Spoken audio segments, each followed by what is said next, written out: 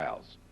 We are particularly honored and pleased to have not one, not two, but three former Nuremberg prosecutors with us. Two of them are at the table right now, Henry King and Ben Ferencz, who you'll hear from this morning. We also have Whitney Harris, who you will hear from this afternoon. I am particularly proud of the fact that two of these gentlemen are my predecessors as chair of the ABA section of international law. Henry King was our chair in 1978, and Whitney Harris was our chair in 1954. We are also thrilled to have the benefit of leading legal scholars helping us to better understand the impact Nuremberg has had on the development of international law. What I'm really here to do is thank many people for putting this conference together. I want to particularly mention and start with Henry King. We would not all be here this morning but for the fact that Henry King, in his own inimitable fashion, buttonholed one of my other predecessors, Josh Marcus, and said, "Where were you guys on the 50th anniversary of Nuremberg? Why didn't you do anything? You need to do something this time." And when Henry speaks, we usually listen, and when we do, we're usually happy. And we did that. So I want to thank Henry for being the reason that we're here today, and for his work on our planning committee in putting this program together. I want to thank Josh Marcus for relaying Henry's advice. He told me that Henry saw him and said, "You've got to do Nuremberg," and he said to me, "You've got to do Nuremberg," so we've done it. I want to thank Ingrid Busan and Demetrius Eleftheriou for their leadership in putting this conference together. They are our program chairs. Glenn Hendricks, our programs officer, and Aaron Schulthouse, a member of our executive committee who served on our planning group. Ray Adario, who generously allowed us to display the photos. Are the photos up? I didn't actually see them. Okay, the photos you saw, but I didn't see when you came in. And finally, Father Drinan, who you'll hear from at lunch, who arranged for us to use this hall. And I want to mention in that regard, I have a tenuous connection with Georgetown Law Center. I took the bar exam here in 1976, 30 years ago. It was one building at that time, and it was much easier to find one's way around, but it's come a long way. I also want to acknowledge, is Seth Kaufman here? Seth Kaufman is the student editor-in-chief of the International Lawyer, our section quarterly law journal. Seth and his staff will be collecting today's papers for inclusion in the spring issue of the International Lawyer.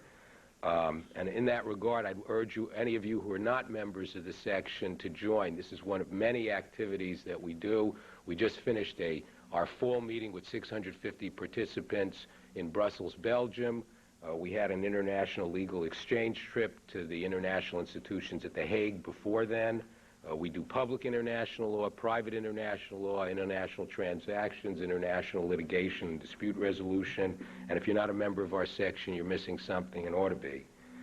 I'm particularly honored today to introduce a very special friend of the international law section, Karen Mathis. Karen is the president-elect of the American Bar Association, will commence her term as president of the ABA right after the annual meeting in August. Karen was part of our delegation to the international institutions at The Hague, and was also at our fall meeting in Brussels.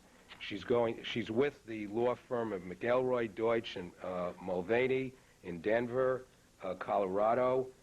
She's going to be a great president of the American Bar Association and will have a strong international agenda. And with that, I wanted to introduce Karen.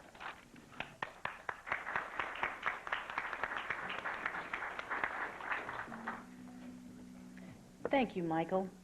And Professors King and Ferencz, thank you so much for being here. I'm honored to share the dais with you. Today, we are reliving history.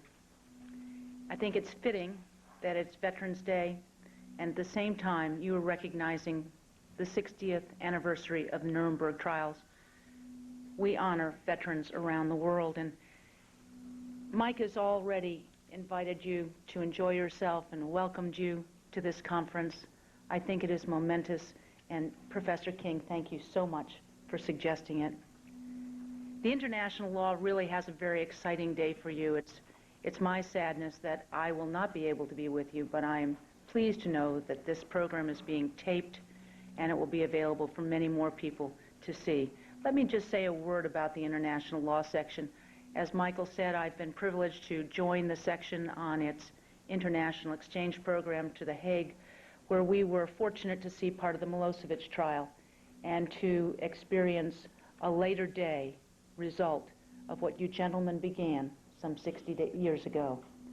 And we are also joined by Professor Crane, who was the chief prosecutor in Sierra Leone. And I would just like to take a moment to thank you three gentlemen and any other prosecutors who are here who have believed so strongly in the rule of law that you faced daunting challenges, some cases personal danger, to see that the rule of law, the just rule of law, is administered throughout the world. Please join me in recognizing these incredible human beings.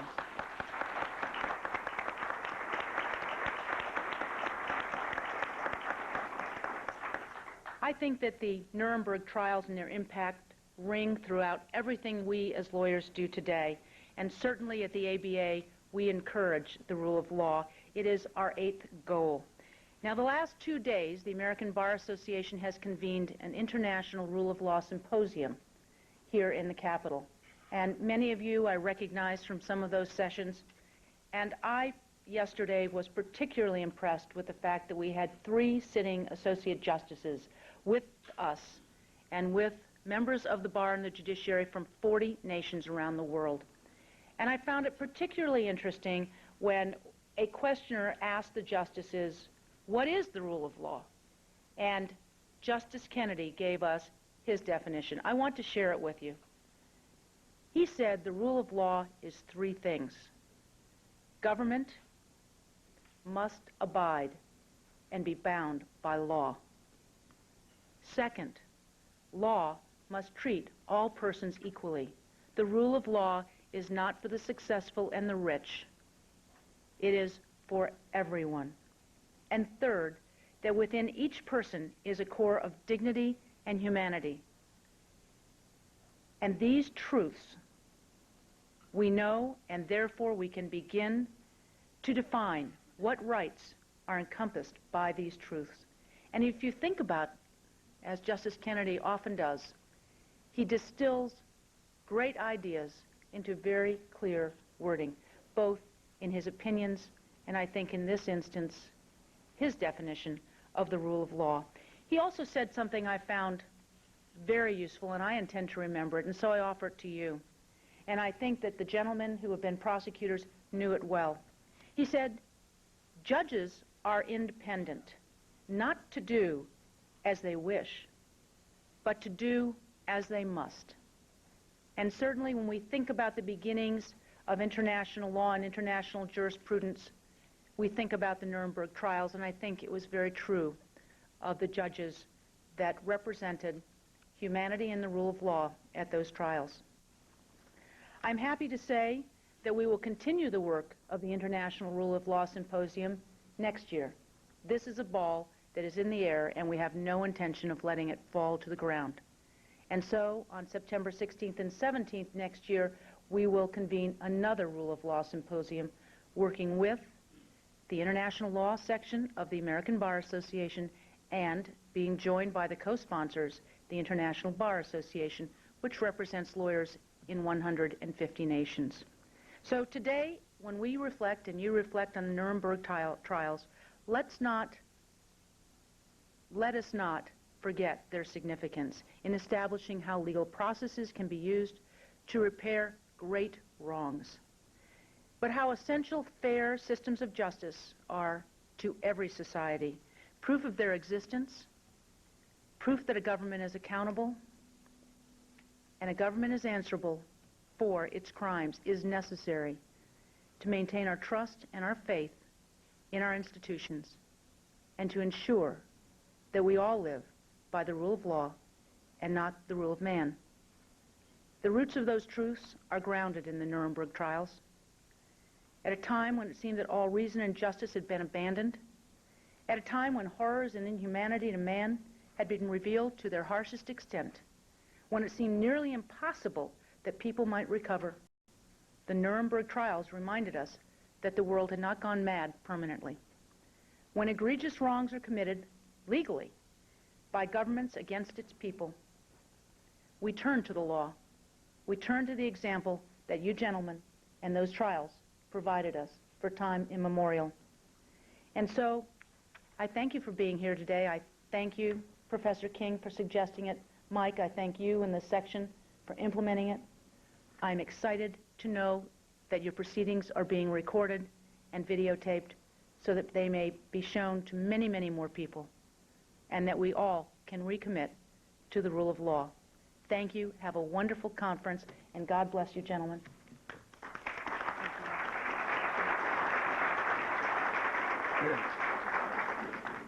Thank you, Karen. We will miss you, but are very pleased that you were able to be with us this short time. I wanted to mention one other thing and then get on with the proceedings. There is an award given in the name of Justice Robert H. Jackson. It's called the Justice Robert H. Jackson Award. It's for outstanding published student works addressing a topic of international or comparative law. It comes with a $2,500 stipend, and it's named in honor of Justice Jackson, a former Supreme Court justice who pioneered much of the current thinking on the use of international law as it applies to war crimes and crimes against humanity. There's more information for those of you who qualify for it up in the registration area. And with that, I would turn it over to Ingrid Busson.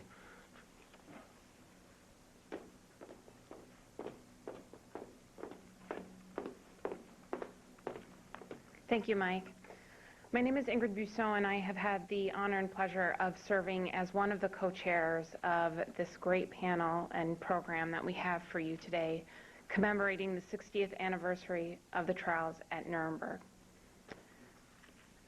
In the interest of time, we have elected to keep our introductions of our amazing, wonderful, and very gracious speakers brief throughout the day and get right on to their remarks, which you're all here to hear. Henry King is professor of law at Case Western Reserve University Law School and serves as their director of the U.S.-Canada Law Institute. In 1946, as a young corporate associate for the prestigious New York law firm of Milbank Tweed, Henry King received an assignment that would change his life. He joined the U.S. prosecution team at Nuremberg, where he participated in the preparation and trial of cases against Nazi war criminals, including members of the German General Staff and High Command. Mr. King has had a long and distinguished career in international law, much of it dedicated to ensuring that the memory and lessons of Nuremberg are not lost. It is my great honor and pleasure to introduce Professor Henry King.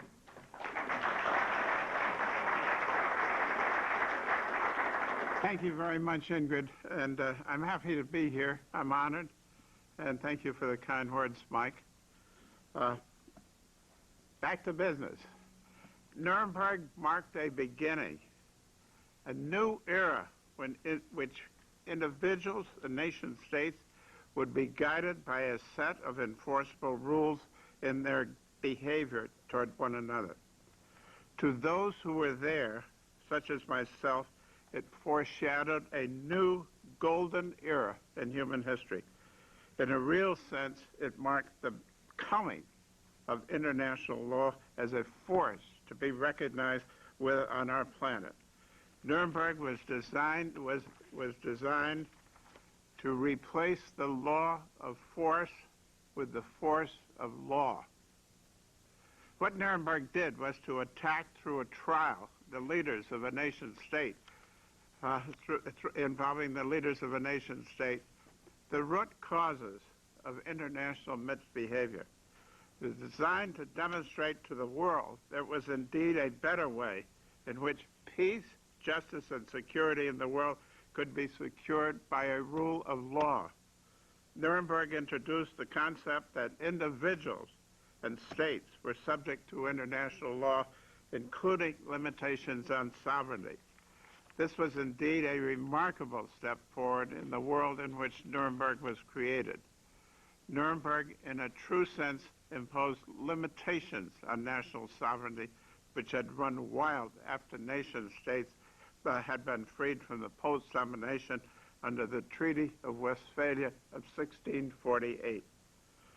Neither nation-states nor their leaders were permitted to be the sole arbiters of their destiny. By limiting national sovereignty, Nuremberg bestowed on individuals specific rights and obligations which were transcendent over their parallel rights and responsibilities to their nation-states. Nuremberg modernized the laws of war and created a denominator under which all citizens of the world could live and be judged. In so doing, Nuremberg launched the international human rights movement. In today's world, Nuremberg has had some profound effects, and some effects which are not so lasting. The concept, sovereigns are not immune for their actions, was first initiated at Nuremberg. It was designed to make leaders of nation-states responsible for their crimes.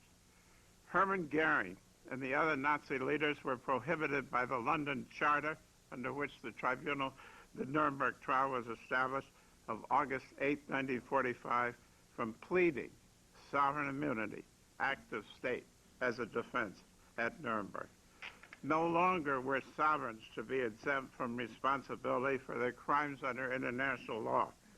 This approach was confirmed by the International Military Tribunal, the Nuremberg Court, and followed by the courts in the 12 subsequent Nuremberg trials.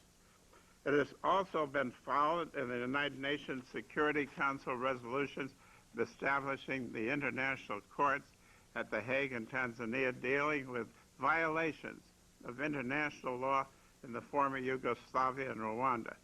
In today's world, Slobodan Milosevic, the former leader of Serbia, is on trial for crimes committed in Bosnia and Kosovo. The issue of the responsibility of former Chilean dictator Augusto Pinochet for crimes committed during his regime is now being debated in the Chilean courts. So, the renunciation of the doctrine of sovereign immunity, which was introduced at Nuremberg, is alive and well today.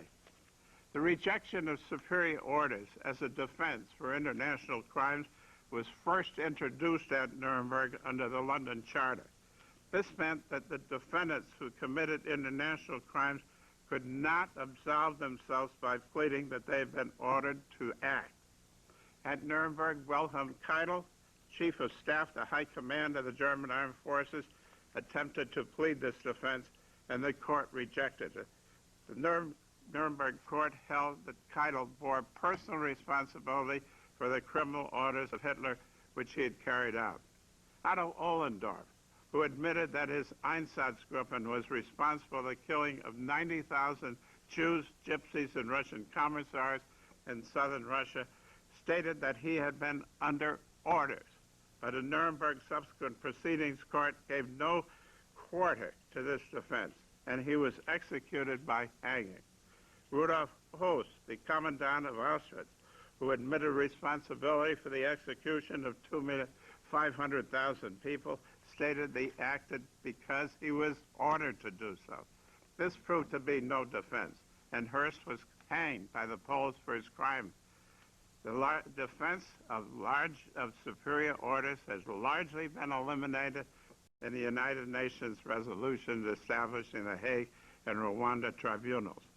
At Nuremberg and in the Nuremberg subsequent proceedings, mitigation could be allowed in cases where no moral choice had been possible. However, no mitigation was in fact allowed at Nuremberg because the defendants on the dock were holding major position in Hitler's criminal regime when they carried out his orders. They're involved because they wanted to be part of his regime. In a real sense, Nuremberg marked the start of the international human rights movement. Nuremberg was the ancestor of the European Court of Human Rights, and also courts where violators of human rights are being punished today, such as the courts in The Hague and Tanzania, and also Sierra Leone. Future violators of human rights will be subject to trial by, among others, the new International Criminal Court located at The Hague. The United Nations continues to deal with the problem of intervention in nation states where human rights are being violated. Some progress has been made, but we are not there yet in terms of a permanent resolution of the problem. On the plus side, genocide was one of the crimes identified by name in the indictment against the Nazi defendants at Nuremberg. It was also listed by names in the closing statements of the British and French prosecutors. The Nuremberg principles were endorsed by the United Nations General Assembly on December 11, 1946, and the endorsement was followed by separate resolutions by a separate resolution dealing with genocide. The net result was that the Genocide Convention of the net result was the Genocide Convention of 1948, which became effective in 1951. Today, most nations of the world, including the United States, have ratified the Genocide Convention. Moreover, genocide is among the crimes subject to the jurisdiction of the UN-sponsored tribunals in The Hague, in Tanzania, and Sierra Leone, as well as, and it is also included in the crimes over which the International Criminal Court has jurisdiction. It's a long way from the indictment of the Nazis at Nuremberg for genocide on October 6, 1945, to the trials of individuals for genocide in today's world. But the connection is strong and is real, and it should never be overlooked. In the course of human history, Nuremberg stands as the ancestor of the Genocide Convention and the aforementioned tribunals dealing with genocide. The effects of Nuremberg's dealing with the problem of crimes against peace, planning, preparation, initiation, waging of wars of aggression are less apparent in today's world. In the negotiations preceding Nuremberg, the chief U.S. prosecutor, Robert Jackson, faced the problem of the USSR representatives' advocacy for limiting the charge of aggressive war to the specific acts committed by the Nazis during World War II. The Russians did not want a generic definition of aggression, including the Nuremberg Charter. But Jackson firmly took issue with this approach, and Jackson prevailed. However, the holding of the IMT, the Nuremberg Court, which condemned what the Nazis did by way of clearly premeditated acts of aggression, does not generically deal with the nuances of the problem of aggression. Subsequent to Nuremberg, attempts have been made to define aggression generically, culminating in the United Nations General Assembly resolution endorsed in 1970.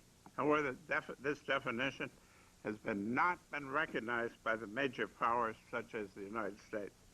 Aggression was not included in the charges set forth in the United Nations resolution establishing the Hague and Tanzania Sierra Leone tribunals.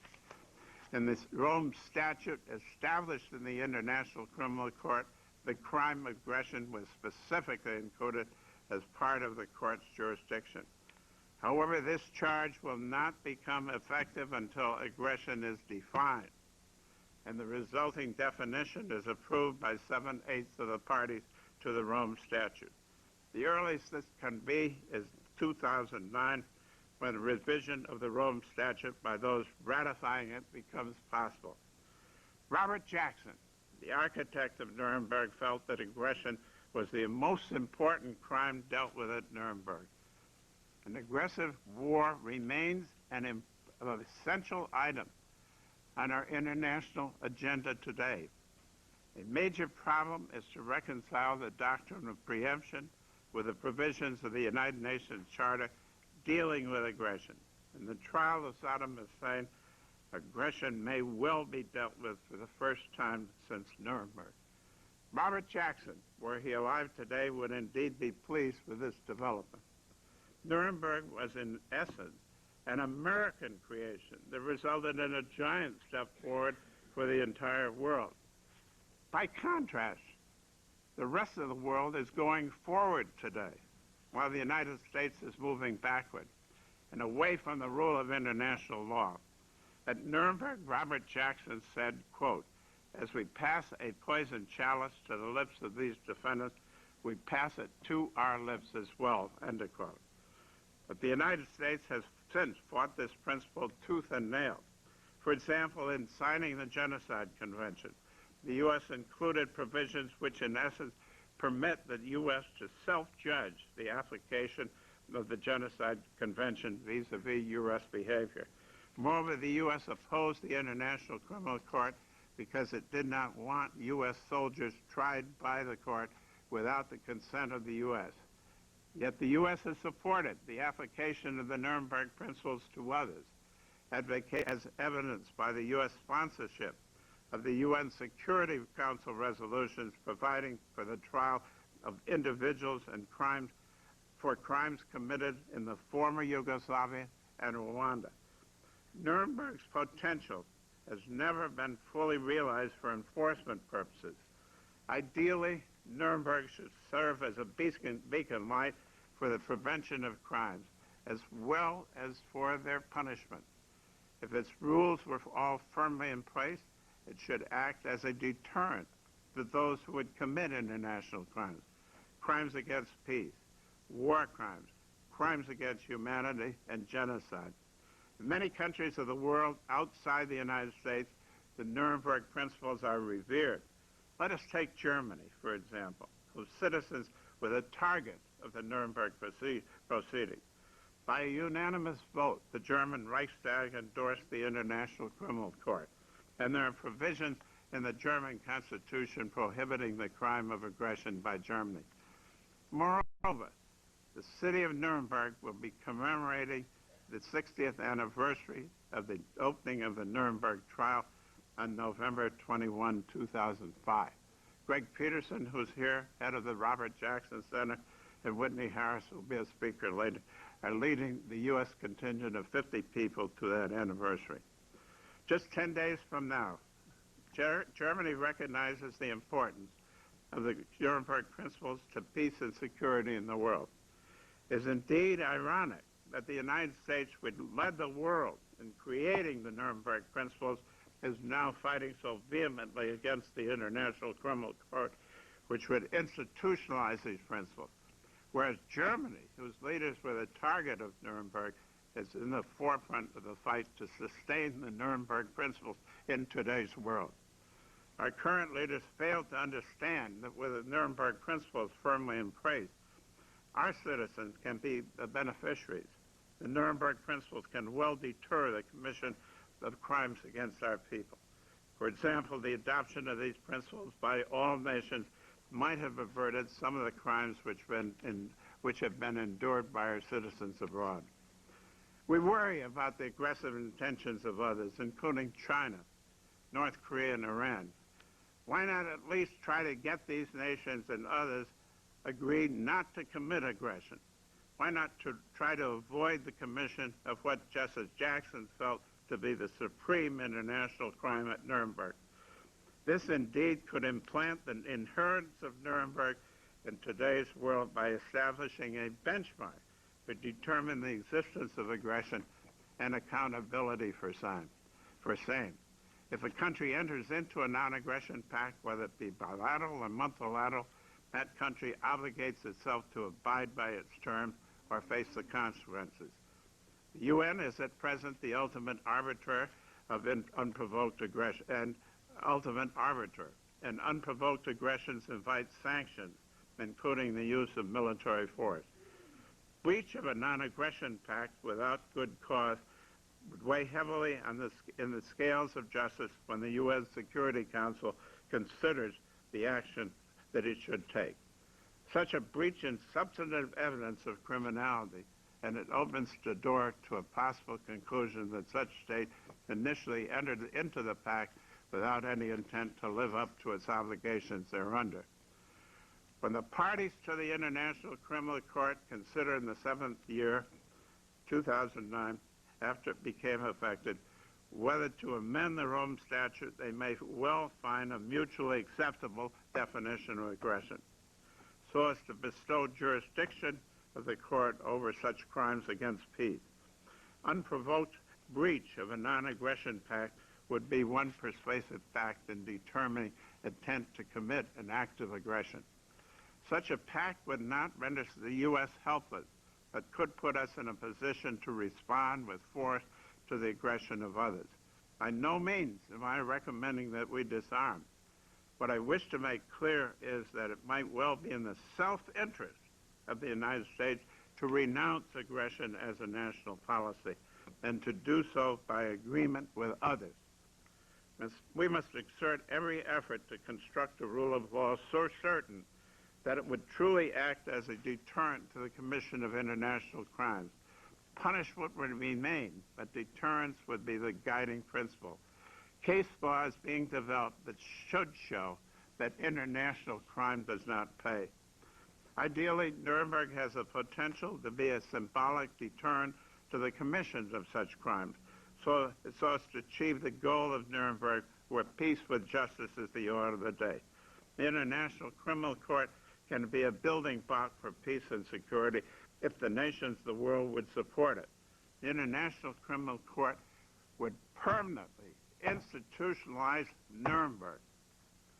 Nuremberg was an international tribunal where 4 powers participated and 23 other nations endorsing it.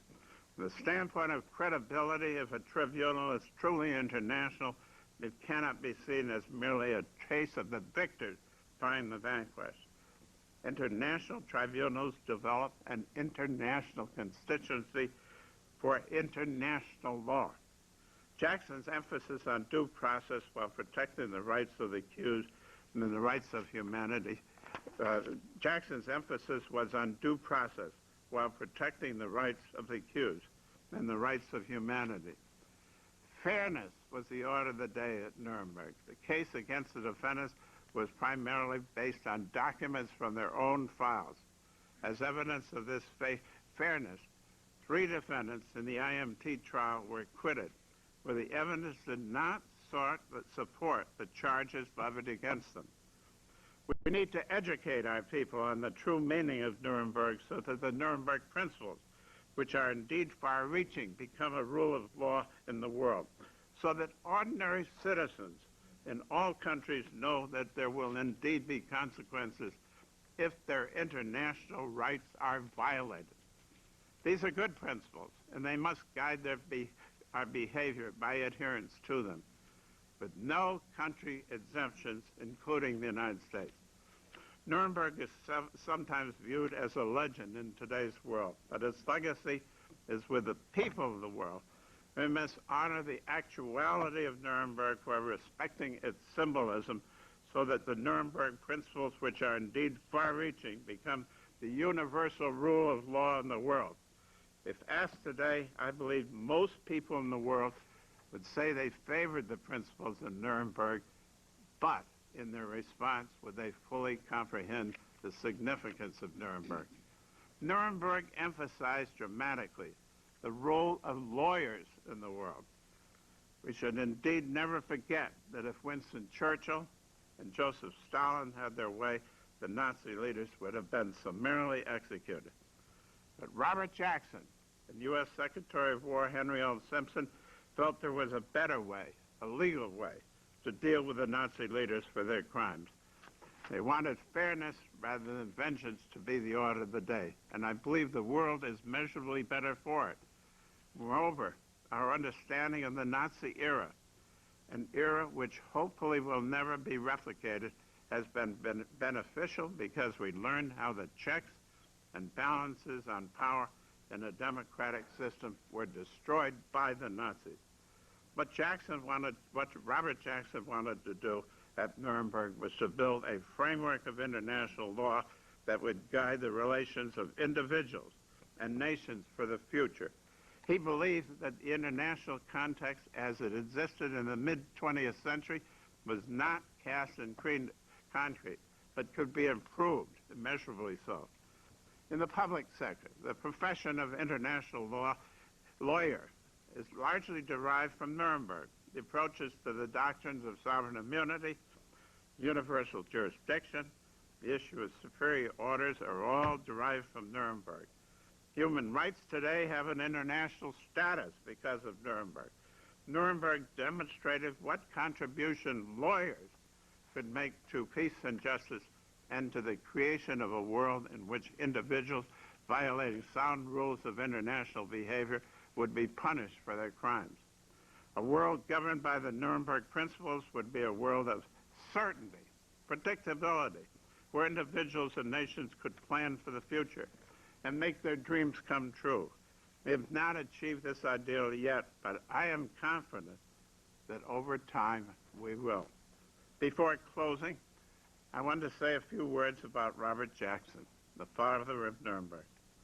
As Francis Biddle, the American judge, said, quote, "There would have been no Nuremberg without Robert Jackson." There are three aspects of Jackson's character that impress me most, namely his fairness, his courage, and his vision. As evidenced by his speech before the American Society of International Law on April 13, 1945, which preceded his appointment as the U.S. representative in the negotiations for the trial of the Nazi war criminals, Jackson wanted findings of guilt to be supported by proper evidence. There is not sufficient evidence of guilt. He believed the charges should be dismissed. This sense of fairness stood him in good stead in negotiations for the trial, in which he maintained, in the face of USSR opposition, that there should be a presumption of innocence in the case of all defendants. Jackson wanted to secure proper legal representation for all defendants. He accomplished this with the financial help of the Allied Control Council and the caliber of at least several of the defense counsel representing the defendants was very high. Alfred Kronzbuehler, Dernitz's counsel, is a case in point. Robert Jackson wanted the case against the defendants to be based on their own documents and with less reliance on witnesses. He followed this principle in the course of the trial. The International Military Tribunal commented on this in its opinion. Decision to uphold this principle has given the IMT's decision at Nuremberg lasting credibility. Albert Speer, prime defendant at Nuremberg, told me that he felt that he'd been given a fair trial. His only concern was that the indictment was so sweeping that he had to plead not guilty to all charges. He would have preferred to have been able to plead not guilty to some and guilty to others. As for courage, Jackson did not hesitate to plow new ground in the legal world. His convictions were right, and he stood with them through thick and thin. The Chief Justice of the United States, Harlan Stone, called Nuremberg, quote, Jackson's high-class lynching expedition. Of the judges on the Supreme Court, several, including Justice Douglas, were critical of Nuremberg. Jackson did not have the support of much of the organized bar of the United States. And Nuremberg was excoriated by Senator Robert A. Taft of Ohio in a speech at Kenyon College just after the IMT handed down its decision. But Jackson withstood the things and arrows of his countrymen and held fast to his belief in the legitimacy of Nuremberg. But Robert Jackson's greatest characteristic was his vision. To do what Jackson did, he had to think beyond his immediate environment, disregarding the shackles of the present and peering into the future. He put it upon himself to consider future generations and to visualize a world where a rule of law based on justice would be order of the day. I can say no less that we are here today because of that vision. In sum, Nuremberg was Jackson's creation, and as he so well put it, quote, this is the first case I have ever tried where I had to persuade others that a court should be established. Help negotiate its establishment, and when that was done, not only to prepare my case, but find a courtroom in which to try it, end of quote. Through his accomplishments at Nuremberg, Robert Jackson brought for me, and I believe others, a new dawn of hope for a better world for all mankind. Lawyers throughout the world should take steps to preserve his legacy and keep it alive in today's world. I am indeed pleased to honor his memory and that of Nuremberg here today. So hats off to Robert Jackson, Secretary of War Henry L. Simpson, and those who were involved in Nuremberg. They honored our profession immeasurably by what they did, and we and the world owe them a debt of gratitude. Thank you.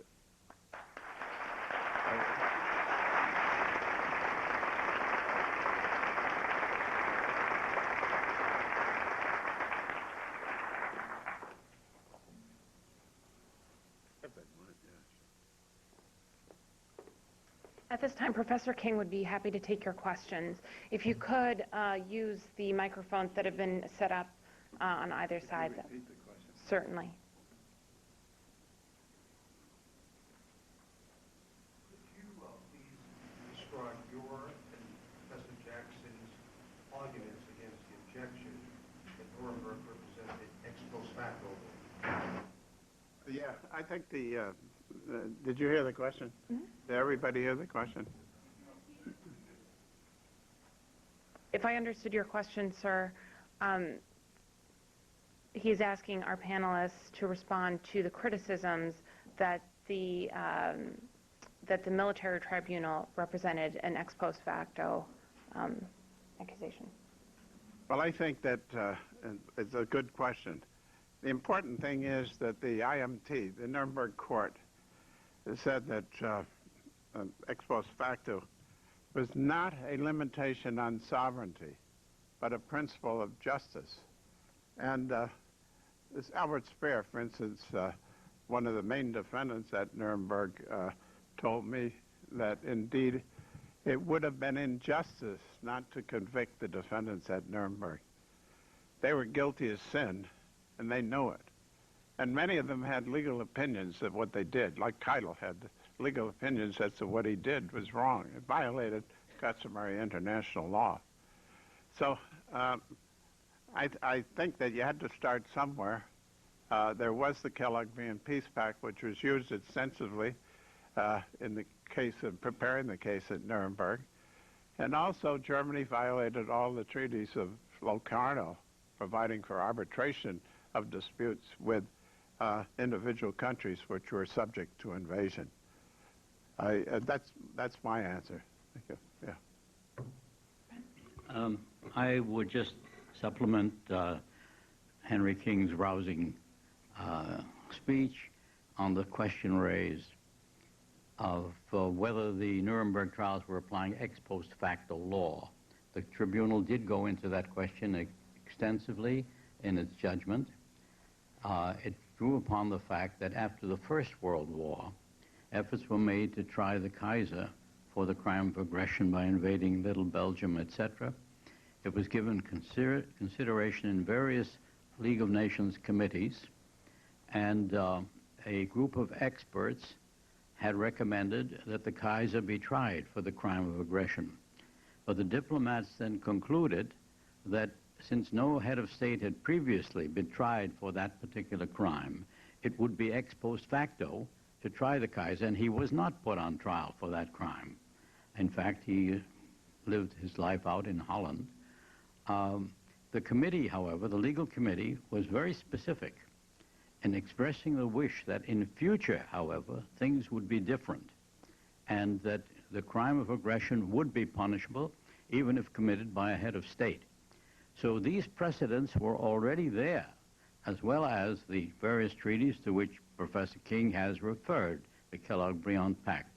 And based upon all of this, as well as the numerous invasions by Germany of neighboring states, France, Belgium, Holland, Norway, Soviet Union, etc., the court was convinced that the ex post facto argument, which is designed to prevent you from trying a person who didn't know that what he was doing was a crime, was not applicable under these circumstances. Certainly they knew that what they were doing was a violation of all these precedents, and therefore they could find them guilty.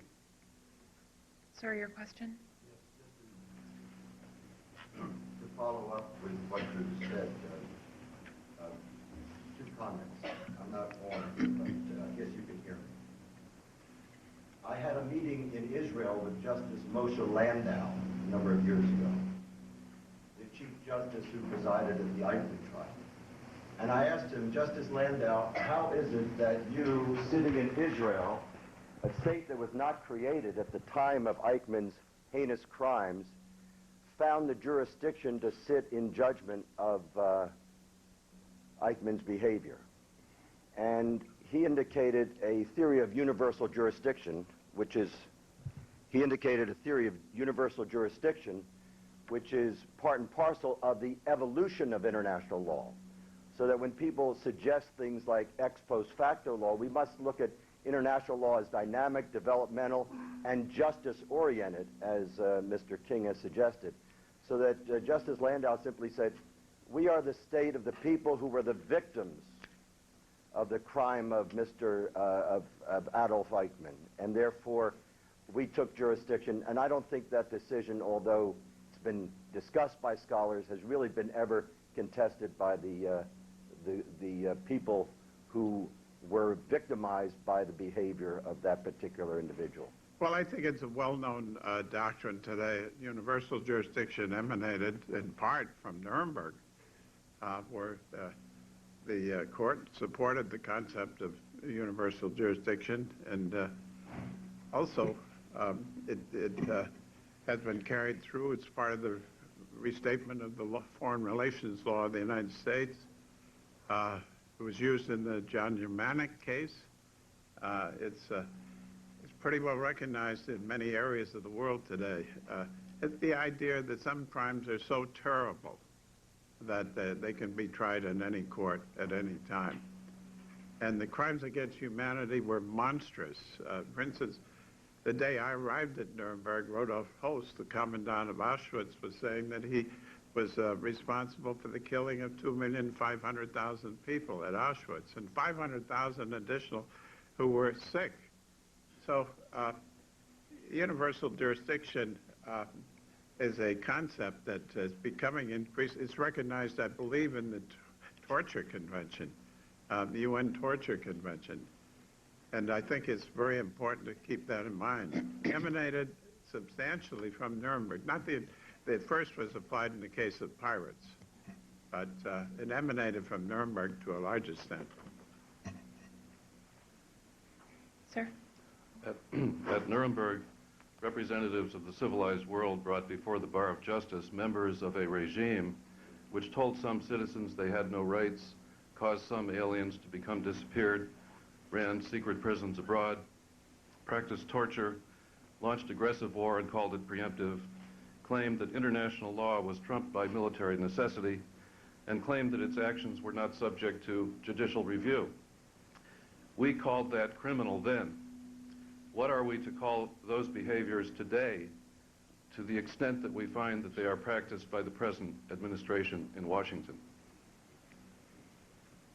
Well, that's a tough one. In the abstract, of course, you have a good point there. I don't question it. But we haven't got that far in the rule of law. We're moving in the right direction. And many nations, 100 nations, have exceeded the International Criminal Court, which would outlaw some of those practices. Progress in this area is glacial. And Jackson said it should progress, not by leaps and bounds, but over a course of time. So, do you have a comment on that? I will have an extended comment on that in my remarks. Okay, good. Well, so can you wait that long? Okay. Sorry. It's I don't know if we'll survive that long. Just what I'm saying is, but I have a whole speech on that, if you want to hear it. No, but I give it to you privately. But that's Ben's subject today. Yeah, right. This is really a personal question for both of you. I live in a country, I'm an American, but I live in a country which has abolished the death penalty. How do you feel today about the death penalty? And let's assume that it was found in the United States to be a cruel and unusual punishment by the Supreme Court. Would you still believe that the death penalty should be applied in situations such as those you lived through in Nuremberg? Well, on that one, the problem at Nuremberg was that these were people who were unbelievably criminal. They all had some connection with massive murders in Nuremberg. If you were ever to have anybody who was going to be subject to the death penalty, they were on the dock at Nuremberg. Some of them were quite sadistic. And I got carried away with the desire to bring justice to the world. I worked hard on it. And at that time, I felt strongly about it, and we did endorse the death penalty. I think that's something that, but this was the first of its kind. And there are Europeans who do not like the death penalty, and it's not provided for in the International Criminal Court. So catch the heat of the moment that we're at in Nuremberg. Monstrous crimes. 57,500,000 people were killed in World War II. Very important number. And this was just 11 people that were hung at Nuremberg. What do you say to the criticism that your trial dealt with the very top echelon and that subsequent trials got into maybe the second echelon, but that hundreds of thousands of people who were complicit in the mass murder actually got away scot-free, and that the United States started to recruit scientists who were war criminals for their own Cold War purposes, and that the process really wasn't carried through by the German courts to the extent that very serious war criminals ended up paying no penalty at all or very minor sentences? My answer is that Jackson said, and I'm very well aware that you couldn't try everybody.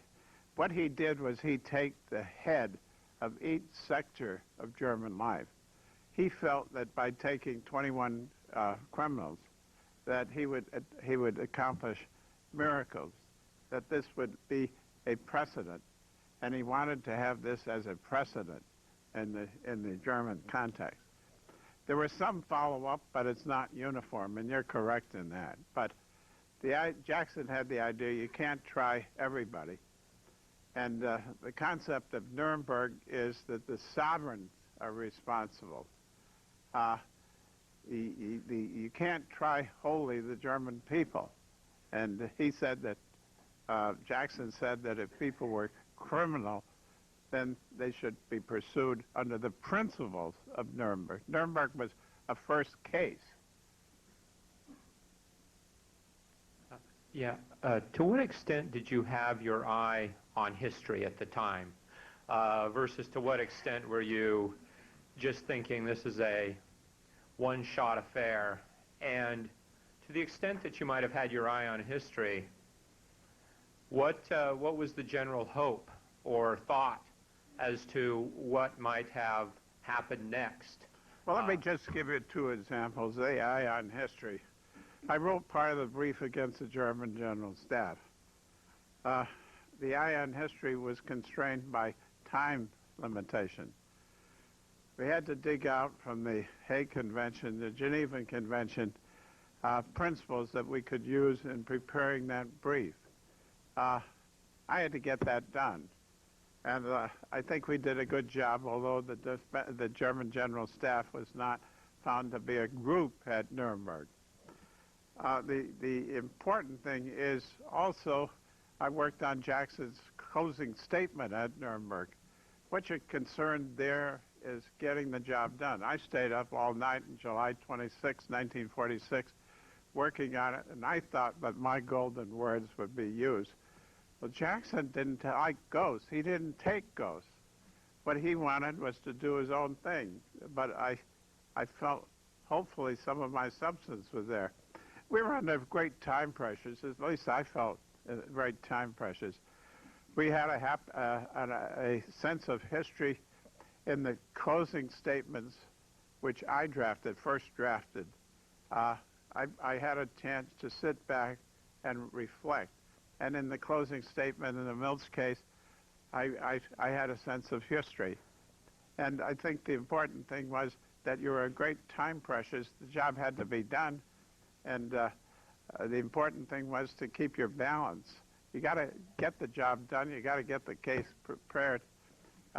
Reflection, in, as far as I was concerned, in the closing statements that I wrote. So that's the way it worked. Are there any additional questions? Thank you. I think we'll move on to the much anticipated remarks of Benjamin Ferencz.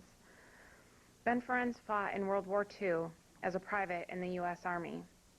Having witnessed the atrocities of the war firsthand, Ben Ferencz, a graduate of Harvard Law School, served as an investigator of the German war crimes, and eventually became chief prosecutor of the second phase of the Nuremberg trials, the Einsatzgruppen trials. After the trials at Nuremberg, Mr. Ferencz returned to private practice in New York. In the intervening years, he has devoted himself to the cause of international criminal justice and the pursuit of world peace. A true believer in the power of the rule of law over the use of force, Mr. Ferencz most recently served as a member of the informal working group on the crime of aggression established by the Assembly of States Parties to the Rome Statute of the International Criminal Court. Please help me in welcoming Ben Ferencz.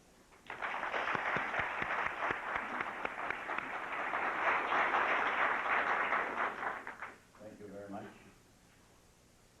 My instructions to Mr. BYOWITZ was to don't cover anything which Henry King has covered, and don't cover anything which Whitney Harris will cover. So I'm ready to go home now.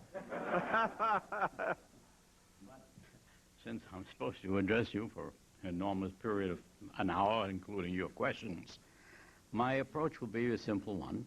Many of you, as I went around asking you what you would like to hear, said, talk about your experiences. So I will try to personalize it. What did it look like? What were we trying to do? How were the trials organized? How were the work divided? What were the main principles which came out of it? How does it affect some of the major problems of today, such as the war in Iraq? And what about the position taken by the United States government at this time in opposition to the ICC, the International Criminal Court? So if I deal with all that, and then what can you do about it? I like to see the young students here, because whatever we can do about it is going to take more time than either of these two old codgers have got left. So it's going to take a while. But let me begin then by projecting, skimming along back to World War II.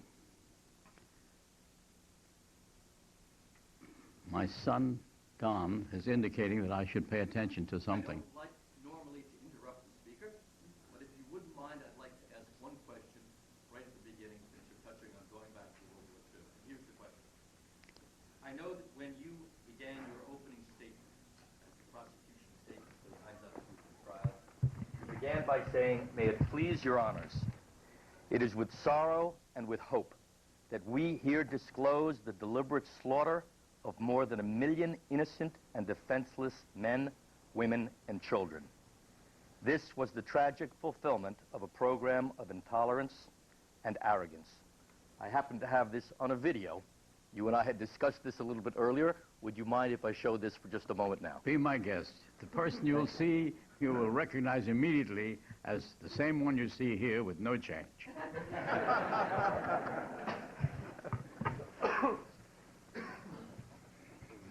We're now ready to hear the presentation by the prosecution. This was the tragic fulfillment of a program of intolerance and arrogance. Vengeance is not our goal, nor do we seek merely a just retribution. We ask this court to affirm by international penal action man's right to live in peace and dignity, regardless of his race or creed. The case we present is a plea of humanity to law. We shall establish, beyond the realm of doubt, facts which, before the dark decade of the Third Reich, would have seemed incredible. Courts will show that the slaughter committed by these defendants was dictated not by military necessity, but by that supreme perversion of thought, the Nazi theory of the master race. We shall show that these deeds of men in uniform were the methodical execution of long-range plans to destroy ethnic, national, political, and religious groups which stood condemned in the Nazi mind. Genocide, the extermination of whole categories of human beings, was a foremost instrument of the Nazi doctrine of man. Mr. Glancy will now read part one of the opening statement. Thank you. Well, thank you very much. I appreciate my son, Don, drawing to my attention the fact that he planned this projection. And also that the opening sentence was missing. I began with the declaration, "It is with sorrow and with hope that we here present this trial." And I called for a rule of law which would protect all of humankind against the type of crimes which I was about to disclose. Those views which were expressed about 60 years ago, I still maintain today. And so let me skip again back to show you how they evolved, where those ideas came from, and where did they go to, and what does it mean to you, who can carry on, I hope, the sentiments and goals expressed in that opening paragraph of the opening statement. I entered the Army after trying unsuccessfully to enter the Air Force and some other branches of service. And I was a graduate of the Harvard Law School, so they immediately made me a private in the artillery. But I was assigned as a typist in a supply room, and I also couldn't type. I had come to America as an immigrant child with immigrant parents who had no money, no skills, no language. They were fleeing persecution from what was Hungary and Romania. We lived in poverty in Hell's Kitchen in New York, which was the most dense crime area in the United States at that time. At a very early age, I decided that I would rather be on the other side of the law. And I went to school in New York School, City College, which was known then as the poor man's Harvard. I got a scholarship in Harvard Law School on my exam on criminal law. I knew more criminals than I knew lawyers. And off I went into the Army, being trained for the invasion of France. Well, you know the war stories. I don't have to go into that. Somebody tipped off the Germans. When I landed at the beaches of Normandy, they were running in the opposite direction. The fact that General Patton came along to keep me company may have had something to do with it. But when we landed in France, finally, after going through all of the battles, the president and other world leaders had declared the Germans would be held accountable for their crimes, which were pretty well known. We didn't know the details, but I had been working as a research assistant to one of the professors at Harvard who was doing a book on war crimes. And I had read everything in the Harvard Law Library on war crimes, and I was getting the reports coming in from the underground in Europe about what was happening, and he was getting them. So we had a fairly good idea, and the Germans had been warned because we were concerned with ex post facto, and they were told early that they would be held to account. The first trials which we encountered, and I mention this because they have been all but forgotten, perhaps for good reason, are the military commission trials. My first assignments, which was, and I hammered up the signs on some of these things, war crimes section. I was probably the first man in the United States Army working on war crimes. The officers who were assigned to do it in the judge advocate section, they were familiar with conduct unbecoming a gentleman. They were not familiar with the mass murder and genocide. But the first reports we came in were that Allied flyers had been shot down and were beaten to death by the people on the ground. Orders had come out of Berlin, treat the Allied flyers as war criminals. They're bombing innocent children, civilians, etc., and treat them accordingly. And that's what they did. Some Germans rescued some of the flyers if they landed in a farmhouse somewhere, and that should be mentioned, but there weren't many. Most of them did what they were instructed to do.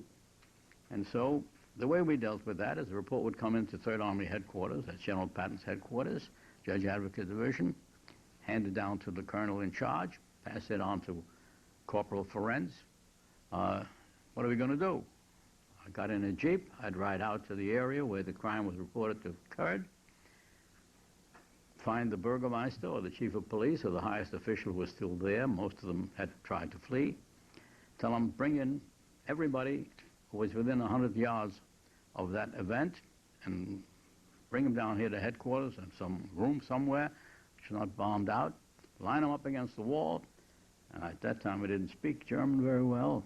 And I'd get somebody who said they spoke both languages, said, you're the translator, now you tell them that they're going to write out exactly what had happened with all the details, and anybody who lies will be shot. And they would say, jawohl, and they would snap to attention, start scribbling. And after I read about 20 affidavits, which always began with the declaration on the penalty of death, I had a pretty good idea what had happened, and I could write a report. Flyers so-and-so and so-and-so, and usually I had, sometimes I had a name, sometimes I had a serial number. Came down this and this town, they were beaten to death, and I've got to go find the body. So I'd ask, where's the body? Well, the body was thrown in the river. Sometimes it was buried nearby. Go dig up the body.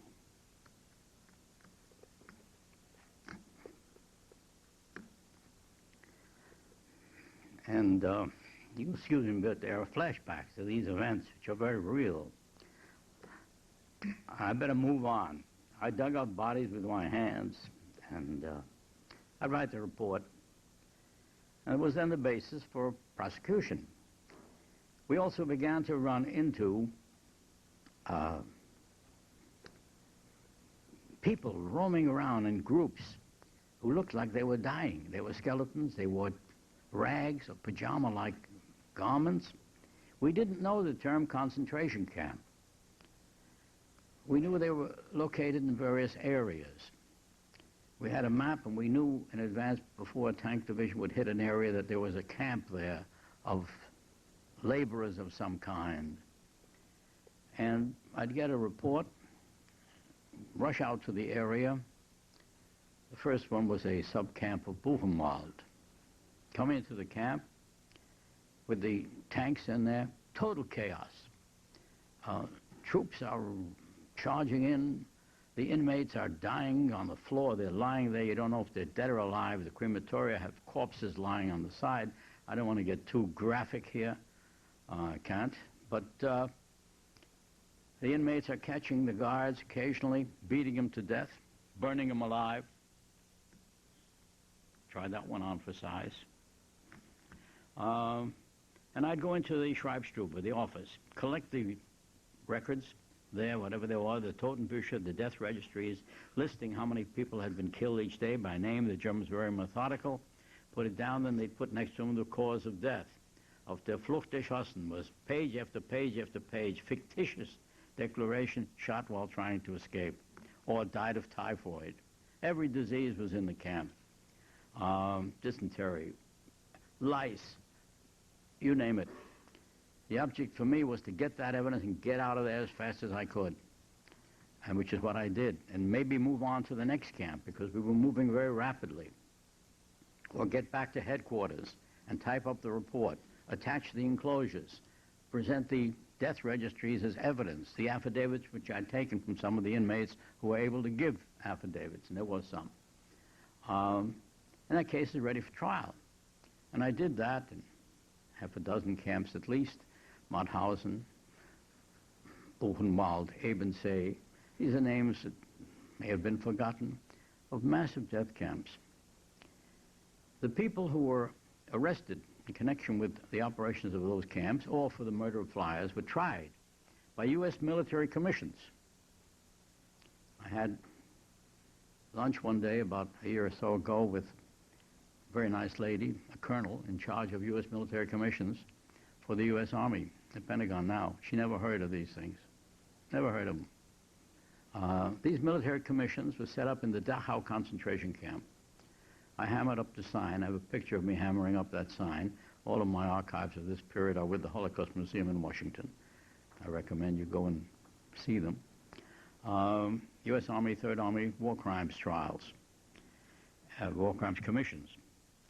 And the way they went was that they bring in 30, 40 of the defendants. They had signs on them, like these reserved seating signs on their chest with a number. The court consisted of 3 Army officers. If any of them had any legal training, it was purely coincidental. One was assigned defense counsel, one was assigned as prosecutor, then the judge had a higher rank. They'd say, Herr Schmidt, stand up. You, Herr Schmidt, jawohl.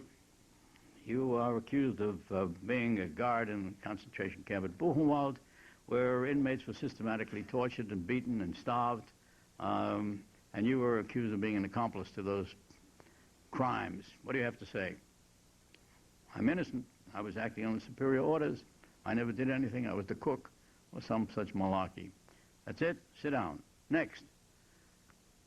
Herr Schickelgruber, what have you got to say? Get up. Say pretty much the same thing. Good. Sit down. Next. They go down the list. How long did that trial last? About 10, 20 seconds? And then they finished the trials, and the officers would now adjourn to consider the verdicts, go next door, come back 10 minutes later. All the defendants are guilty and sentenced to death. And many of them were taken out and shot or hanged in Landsberg prison. That's what you call instant justice. Or you might say, how horrible, but yet, were they innocent? I saw the camps. We picked them up there. There's no doubt of the massive crimes which were being committed and had been committed there. And these people were somehow connected with it. And so they were tried and found guilty because they had nothing more to say. That was that. Okay? Well, the Nuremberg trial had already started. The Nuremberg trial had 2 parts. One, the International Military Tribunal, about which everybody knows, Justice Jackson, appointed by the President of the United States, outstanding jurist. Soviet Union appointed one of their outstanding jurists, the prosecutor and judges. The French did the same. The British did the same. And Goering sat in the dock. Everybody, the films were all on him. And I can't tell you about that because Whitney Harris will tell you about that. And Henry King has already told you something about that. But that eclipsed anything which would happen later or before. My goal was to get out of Germany and never go back. And that didn't work out as I expected either. No sooner did I get home than I received a telegram from the Pentagon saying, "Dear sir, in 3 years they hadn't called me sir." By that time, I was a sergeant of infantry. And I'd gotten out with an honorable discharge. Why, I don't know. And 5 battle stars for not having been killed, which was a nice thing to do, to receive. They said, I met a Colonel Mickey Marcus there. That name may mean something to some people. He died as a general fighting in the Israeli War of Independence. He said, Benny, we want you to go back to Germany. I said, what for? He said, well, to do what you were doing before, with the trials in Dachau are still going on. We'll make you a full colonel. So they're going to promote me from sergeant to colonel. And I said, I go back into the army? He said, yes. I said, first you have to declare war on Germany and be losing. I said, no way, I'm not going back into the army. He said, well, look, we need you. We need you. Suddenly they needed lawyers. They didn't need us all the time before. I don't blame them. I couldn't dig a ditch. I was a rotten digger. And foxhole that I lived in. He said, well, you can go as a civilian. We'll give you equivalent simulated rank. And I said, does that mean that I can tell the lieutenant colonels what to do? He said, yes. I said, no, wait a minute. I went out and called up my girlfriend who'd been waiting patiently for about 10 years. And I said, dear, how would you like to go to Europe for a honeymoon, a brief honeymoon? She said, this is so sudden.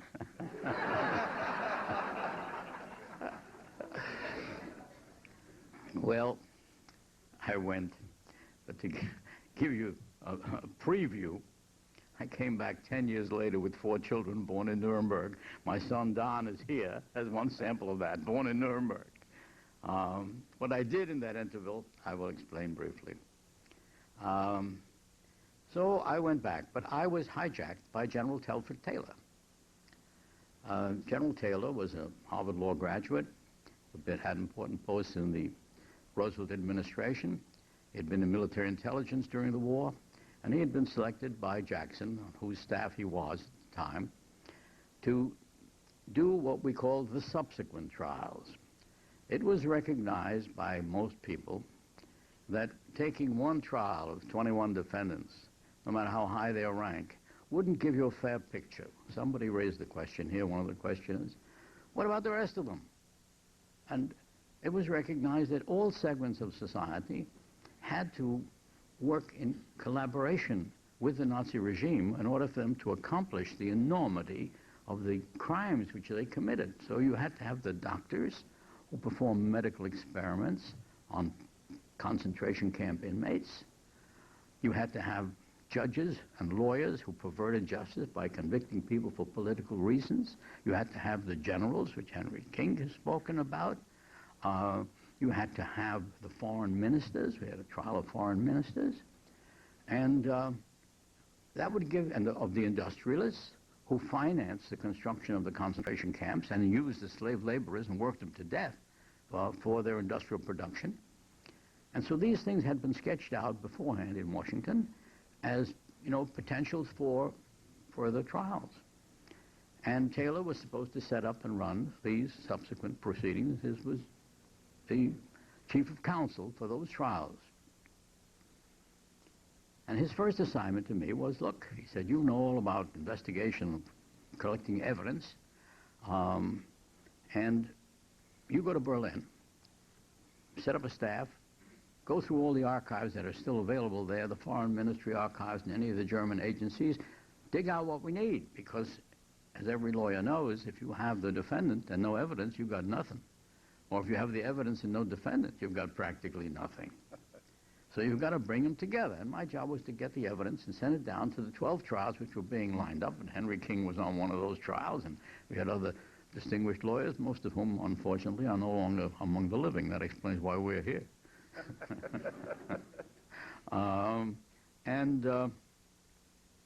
So I did that. And the staff, about 50 people. Berlin was all bombed out. It was, you know, we got bombed out offices. It was very rough. The population was starving. Had other things on their mind. We found the Berlin Document Center, a little villa. Beneath it, subterranean, blocks and blocks of miles of archives of all about 10 million Nazi Party file records. Everybody who applied to the party had a record, his letter of application, his promotions and everything. We had it all. And we hired staff, paid them with cigarettes, the only currency that was available, or coffee or perhaps soap, to dig out these files. One day, one of my researchers comes in, he says, I got something here, and he hands me 3, looks like loose-leaf folders, sort of like what Henry King's got over there, but much bigger. And he says, look at this. And I look at it, and it's Ereignismeldungen aus der UdSSR, which all of you will recognize immediately as meaning reports from the Russian front. And these were reports of Einsatzgruppen, which we've never been able to translate, special extermination squads, we called them, whose job was a very interesting one. They had to follow behind the lines and murder. They never used the word murder. Eliminate, liquidate, transport, send to heaven, other nice terms like that. Put bluntly, they were to murder every Jewish man, woman, and child they could lay their hands on. Do the same to the gypsies and anybody else who might be a potential threat to the Reich. And I took a little adding machine, a hand adding machine, and I added up the daily reports from the front sent to Berlin, consolidated there, and it was when I reached over 1 million people murdered by these special murder units, I stopped counting. I took samples, I got into a plane, I flew from Berlin down to Nuremberg. I said, General Taylor, we got to put on another trial. He said, what for? I said, look at this. Calculated, cold-blooded murder, tabulated, a chronicle of 1 million murders, and we've got the names of the commander, we've got the date, we've got the place, we've got the distribution list, with 100 copies, top-secret documents going out to all the agencies of the German government, which said later they didn't know anything about it, including the military, who was providing the logistic support. And I said, we got to put on another trial. He said, we can't, we don't have staff. We don't have budget. We hadn't planned it. We haven't approved it. I said, it's impossible. This is an easy case. You got to stick it in somewhere. He said, we can't, but maybe he said we can put it on with SS trials. But he said, can you handle that in addition to your other job? I said, sure. He said, okay, you're it. So I became the chief prosecutor of what was undoubtedly the biggest murder trial in human history. I accused 22 defendants, selected by me on the basis of their rank and their education. No enlisted men in my dock. These were all, I had 6 SS generals. Most of them had doctor's degrees. Some of them had a double doctor degree. Dr. Rasch was responsible for the Babiyar job. 33,771 Jews killed in 2 days, 29-30 September 1941, Jewish high holidays, according to his report. So, okay, I became the chief prosecutor and went to trial with that. I didn't call a single witness because documentary proof, as Henry King has pointed out, is the best proof there is, and Justice Jackson had pointed out. Let's get them with their own documents. I didn't need witnesses. The witnesses would be unreliable. They would all swear that every one of the defendants murdered their mother, and they might even think so. I said, well, hang them on their own documents. I rested my case after 2 days. All of them were convicted. 13 of them were sentenced to death. That was my first case. I was 27 years old. That made quite an impression, also on me. But let me take out the importance of that case to you. It's not enough. These were intelligent men. They were all well educated. And I think it's important for you to understand what is the mentality of a mass murderer. Because if you're going to stop mass murder, you better know what drives them and how they think. And the best explanation that I ever got was from my lead defendant, mentioned by Henry King, Otto Ohlendorf, SS General, Dr. Otto Ohlendorf, Doctor of Economics, father of 5 children, handsome young man, intelligent, articulate, and reasonably honest. And he was asked at the trial, did you kill 90,000 people, according to your reports? He said, I don't know. What do you mean you don't know? Said in your report. Yes, yes, but you know, sometimes the troops boasted and they exaggerated the body count. Could it be 70,000, 80,000? Yeah, it could be. He said, but you know, some of the commanders, they would just use the little babies and throw them up in the air. And she used them for target practice or smash their heads against a tree. I never let my men do that. I told them, when the mother has an infant, let the mother keep the infant. Otherwise, she's screaming all the time. Hold the infant to her breast. Aim for the infant, because then you'll kill both of them with the same bullet. You'll save ammunition and she'll be quiet. So he was a real humanitarian, this fellow Ollendorf. But I said, look, why did you have this kind of a mission to go out to kill so many people? And he said, well, it's obvious. It was self-defense. Self-defense? Where do you come off with self-defense? You go attack France, Belgium, Holland, Norway, Sweden, Soviet Union. Where's the self-defense? None of them attacked you. Ah, yes, he said. But we knew they were planning to attack us. And so it was prudent for us to preempt that and to attack them first as an act of preemptive self-defense. I'm translating now. This is the essence of what he said in German. Putativ Notstand, if you want to know the exact term. Presumed necessity. But why did you kill all the Jews? Well, the Jews were sympathetic to the Bolsheviks. Everybody knows that. The Jews are sympathetic to the Bolsheviks. So we had to kill all the Jews. What about the gypsies? Why did you kill all the gypsies? Well, everybody knows gypsies are not reliable. They could go over and espionage for the enemy and so on. So the only safe thing to do is to kill them all. And the children, why do you kill hundreds of thousands of little children? Well, if they grew up and they knew we'd murdered their parents, or killed their parents, they never used the word murder, and we had eliminated their parents, they too would be enemies of Germany, and we were interested in the long-range security of Germany. And therefore, of course, we had to kill the children. Then he went on to explain, you know, also that where they had the old and infirm, the children couldn't walk and the old couldn't walk, and so they had used gas vans. There was a truck disguised to look like a trailer, a house trailer. They jammed the people in, close the doors, lock them in, attach the gas from the motor to the inside of the van, and the idea was 20 minutes later, when you arrive at the ditch where you're going to dump them, they'll be dead. But he explained that they didn't work well. Sometimes they broke down, sometimes the hoses weren't working, and sometimes when they get there, some of the people were still alive. Now, of course, they were covered with feces and urine and blood from screaming, trying to get out.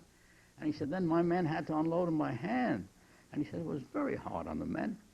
And he said, I didn't want to use those gas vans. So you have the rationale of an educated, high-ranking German official explaining why he did the things I have described to you, not in gruesome terms, but just in general terms, because the gruesome terms are too much for you and too much for me.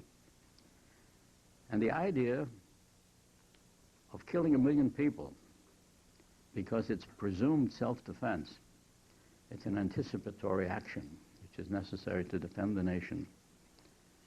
Didn't work well for Germany. The judges dealt with that defense in extenso. They said it is no defense because the primary rule of all laws applies equally to everyone. That's what Jackson's been referred to too, is pointing out. If you apply equally to everyone, suppose everyone went around and decided he was going to kill in self-defense any presumed enemy, including the children and the women and the aged, what would our world look like? And that memory stays with me. And I have spent the last 50 years of my life trying to create a more humane world. I said so in the opening statement, which my son Don put on the screen. Because these people were killed because they didn't share the race, the religion, or the ideology of their executioners. And I thought then, and I think now, that it's a terrible thing to think that way and to act consistent with those principles. And so I've been puzzled with the problem, what can you do about it?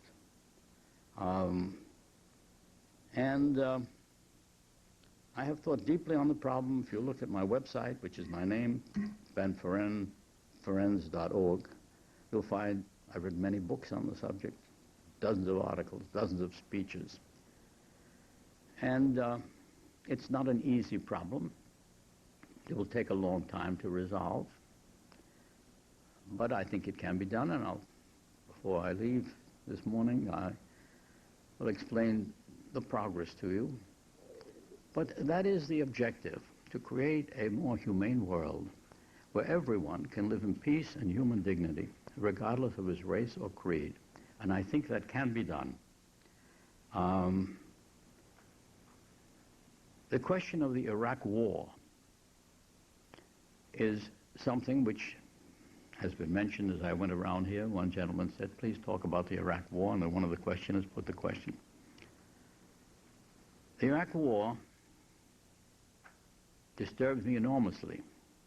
I'm thoroughly familiar with the plan someone asked about after, whether it's 40 or 50 million people killed, I don't know, nobody knows. Henry says 58 or whatever, maybe 68, who knows. The plan was simple in its broad outline. The United Nations would have a charter, and it would enable nations to come together and discuss their differences. The Nuremberg principles, no genocide, no crimes against humanity, no war crimes, would become the legal basis. Committees would be set up to draft a code of crimes against the peace and security of mankind. The United Nations Security Council presumably would have the chief powers there to maintain the peace. That was the basic idea.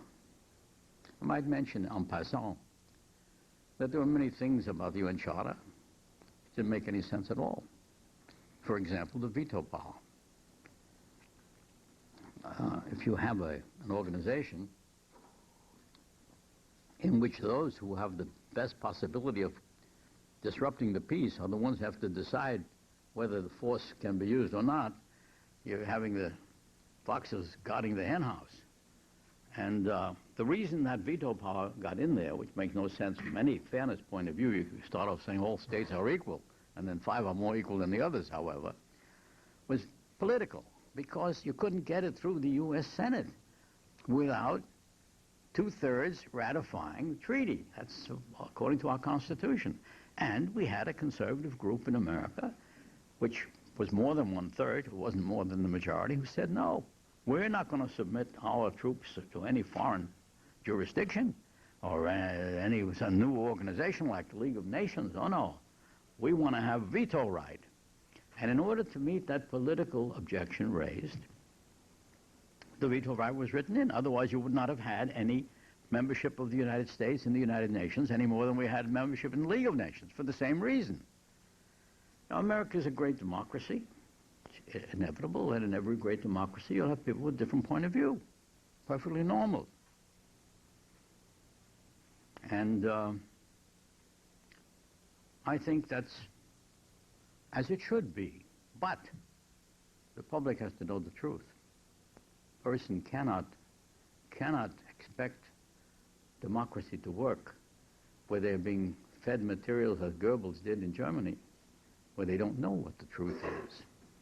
When we come to the Iraq War, the American Society of International Law, which I am a member, put out a wonderful little brochure, a summary of one of their editions, on the future implications of the Iraq conflict. And in this publication, they stated very fairly the point of view of different people in the administration and brought us to the legality of the Iraq War. And there are competent lawyers, and they're listed there, and most of them I know personally, who say, well, the world has changed. You have nuclear weapons now. The United Nations doesn't really work because the Security Council is so politicized that they vote only their national interest. So that doesn't work. And you have terrorism. And these are new factors. And just as my late, I won't call him my friend, my late defendant, Ollendorf said, this is total war. The Soviet Union is engaging in total war. No rules count. We can do whatever we want. We have to protect the nation is the only rule. So we have the argument being made, the United States is under attack, threatened by nuclear weapons, threatened by terrorism, We cannot rely on the provisions of the Charter which we drafted and which we insisted upon and which we accepted and which are binding law in the United States in accordance with the United States Constitution, that you cannot use armed force without approval by the Security Council. Simplifying it a bit for you, you can in self-defense for a brief period of time. So basically that's it. Security Council has to decide. And in this Iraq war, in contrast with the first one 10 years ago, Security Council had not decided that the force could be used. On the contrary, in the last resolutions, they said very specifically, go out and search, see if there are weapons of mass destruction, and then report back. Then we'll decide. Meanwhile, we're warning Iraq that we intend to hold them accountable for their promises to disarm, etc., etc. And when we get the report back, then we will decide what's to be done. The United States jumped the gun and said, oh, no, we're not taking any chances on that. Hit them now. In my considered judgment, shared by very many competent lawyers, top lawyers in the business, to which there is a dissenting view, that is the supreme crime of aggression. Henry King has mentioned it briefly. I'll go into it a bit further. Aggression is the supreme international crime because, as was pointed out in the judgment, it includes all the other crimes. And I'll tell you something else as a war crimes investigator. You'll never have a war without atrocities. I don't care what regulations are followed or enacted. We had the situation in Vietnam where a GI would come into a little village and a child would come out and the GI would give him a hug and give him a candy bar, and the kid would pull the pin on the hand grenade and blow him up. I guarantee you, under those circumstances, every kid in that village is dead, and the village is burned to the ground. That's what's going to happen. And my answer to that is the only way to prevent war crimes, and that's what I'm trying to do for 50 years, and the only way to protect our service people is to avoid war. My slogan is, law is better than war. This is the law of society. If you agree with that slogan, then I think you have an obligation to do everything you can to uphold the law which deals with this subject and to not glorify the war. I'm not saying you don't glorify the soldiers who die. I'm trying to protect the lives of the soldiers who die. I don't want them to die, men and women. The only way I know, the best way I know, is to prevent war. Now, I know that sounds like it can't be done, you know? But let me come back to the point of truth. A couple of months ago, it was published the Downing Street papers in the London Times. I picked them up, had the text, sent it out on my website to a number of people, and the Downing Street papers reported, in a top secret report, of top people in Great Britain, Prime Minister Tony Blair, head of his intelligence, Secretary of State, head of all the military services, what to do. It was just before the war broke out in Iraq. What to do, what's the situation? And the report came back that they had met in Washington with our top people, with the President, Secretary of Defense, and the Americans were determined to go to war. They had made up their mind 2 years before, it was before 9/11, that they were going to get rid of Saddam Hussein by force. That's the only way to do it, one way or the other. And the British had taken the position, you can't do that. You can't have regime change just like that. It's illegal. It's aggression. It's a crime of aggression. Well, let's figure out some better way. And so they said the Americans came up with another theory, that there are weapons of mass destruction. They're going to attack us. Under the UN Charter, if you are subject to armed attack by an enemy, you can defend yourself until such time as the Security Council can step in, providing you report to the Security Council, etc. So the argument was, well, the Americans are cooking up this theory of weapons of mass destruction. And the British gentlemen on the highest level saying, hey, can we prove that? And someone saying, I don't think so. And another one comes back and he says, look, I just met with all the lawyers in Washington. They're good people. And they are good people. And they say, look, we've got a reasonable grounds for doing this, and we're going to do it. So they said, okay, well, we've got to get it through to Parliament, too. So they give a report to the Parliament. There is reasonable basis for proceeding. No mention made of all the doubts which are expressed in this secret document, which you can find on my website if you can't find it on your own. A lady who represented the United Kingdom at the United Nations for many years, and whom I knew quite well, called Elizabeth Wilmshurst. She was their deputy legal advisor to the Foreign Ministry, which is responsible for questions of aggression. She was quite an expert on aggression, on which I had written 2 large volumes and dozens of articles. And she was always on the other side. You know, you got to have a war, otherwise there's no aggression. You have to have a declaration of war, and so on.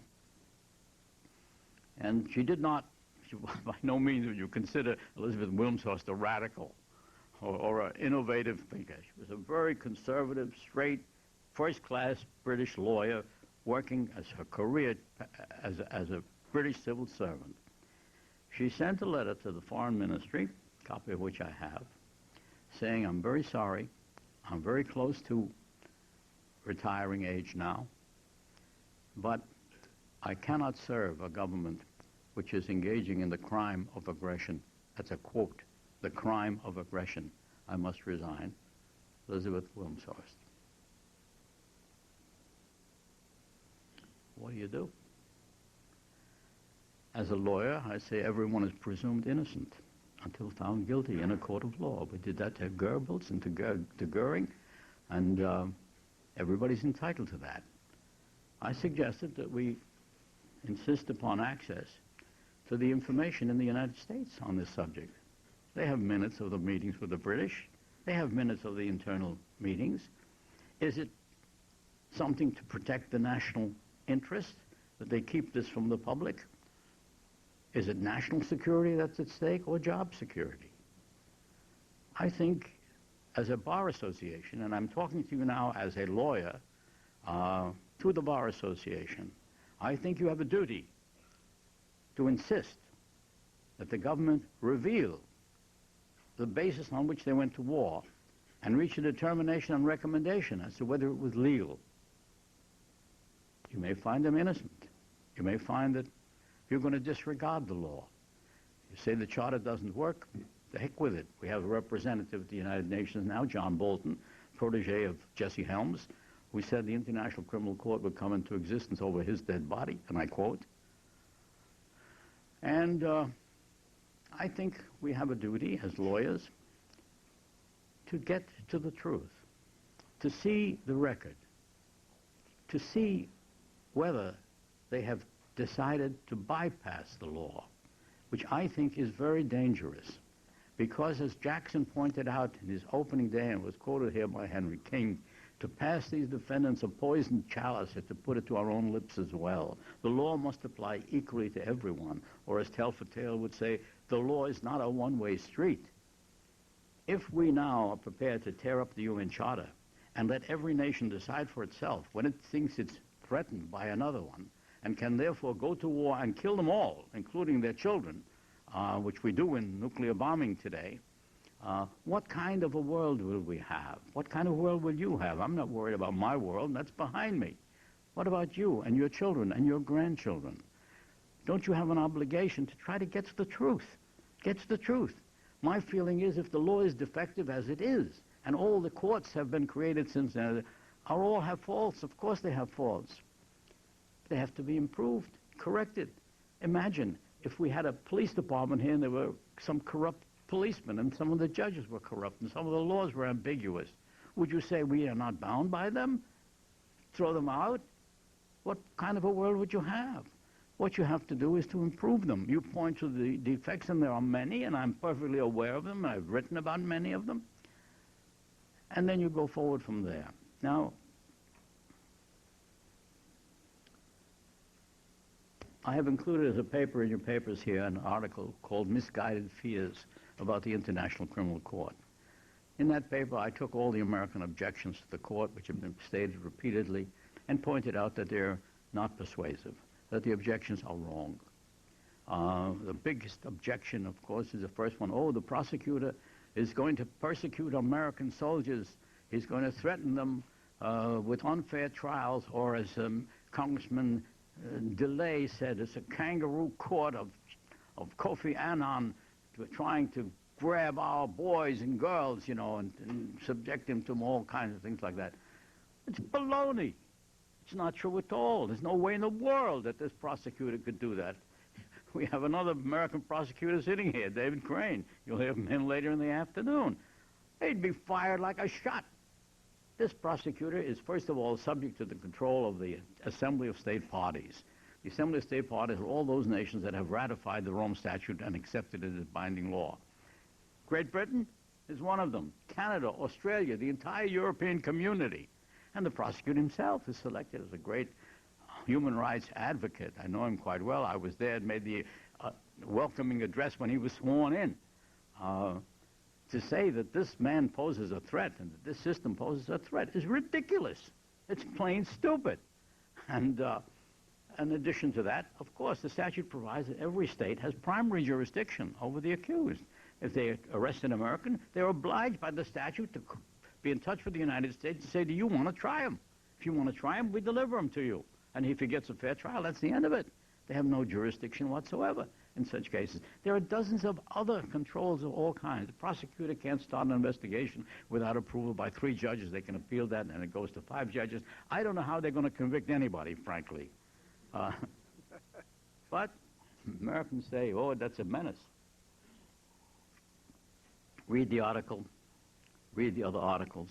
Don't believe a word I say. You are lawyers. Look it up yourself. Figure it out for yourself. I stand by everything I have ever written or said. But don't accept it. You're lawyers, challenge it.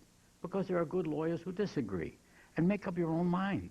What kind of a world do you want? Like this world, and do something about it as lawyers. And I think you can. Now, why do I think you can? I'm perfectly aware that the most difficult thing to do in the world is to change the way people think, particularly on very firmly held, strongly held traditions. You have religion, nationalism. People are ready to die for those ideas and kill for those ideas. And you can't talk them out of it quickly. There's no way in the world that you can do that.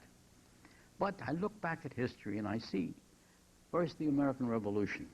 They took the idea of sovereignty. Sovereignty belongs to the king. And they said, no, it doesn't. It belongs to the people. Great idea. Great idea. Today, everybody knows that people have their own democratic rights in every democracy. Look at our Constitution. Women had no rights. They couldn't vote. They couldn't own property. Look at it today. No man would dare make a suggestion along those lines. Beat them up. Look at our Civil War. We went to war. The nation was torn apart over the idea that a white man is entitled to own a black man as a slave. It's necessary for our economy, for our well-being. Today, no one, I hope, will express such an opinion. When I went to school, there was no such thing as international criminal law.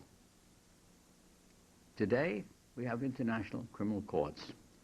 We have a representative here, an American, as a prosecutor of one of the courts set up. We have the International Criminal Tribunal for Yugoslavia, International Criminal Tribunal for Rwanda. Admittedly too late. Admittedly, 800,000 people get butchered before we set up a court. Disgrace to our civilization, an absolute disgrace.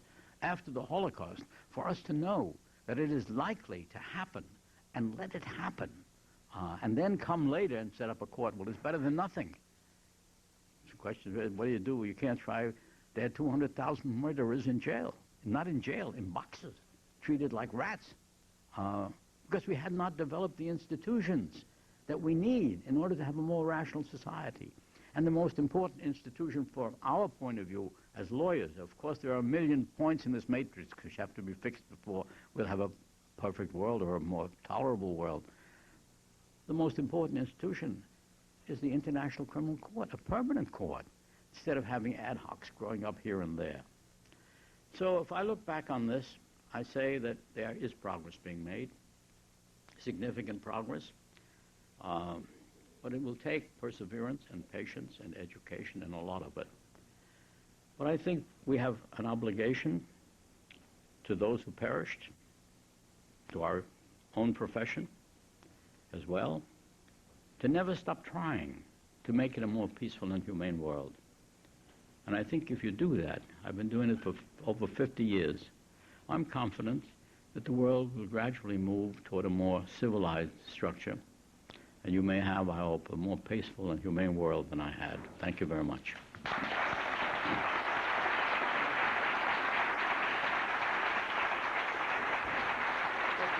I go.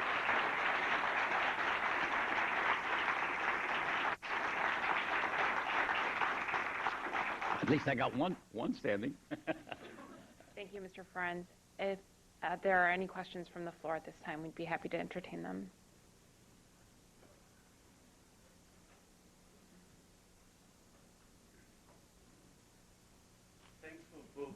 Thanks to both speakers for sharing the vivid memories of the crimes of 60 years ago. Regrettably, I think that the heads of little children are still being crushed in our time and societies, oftentimes under the banner of law and human rights.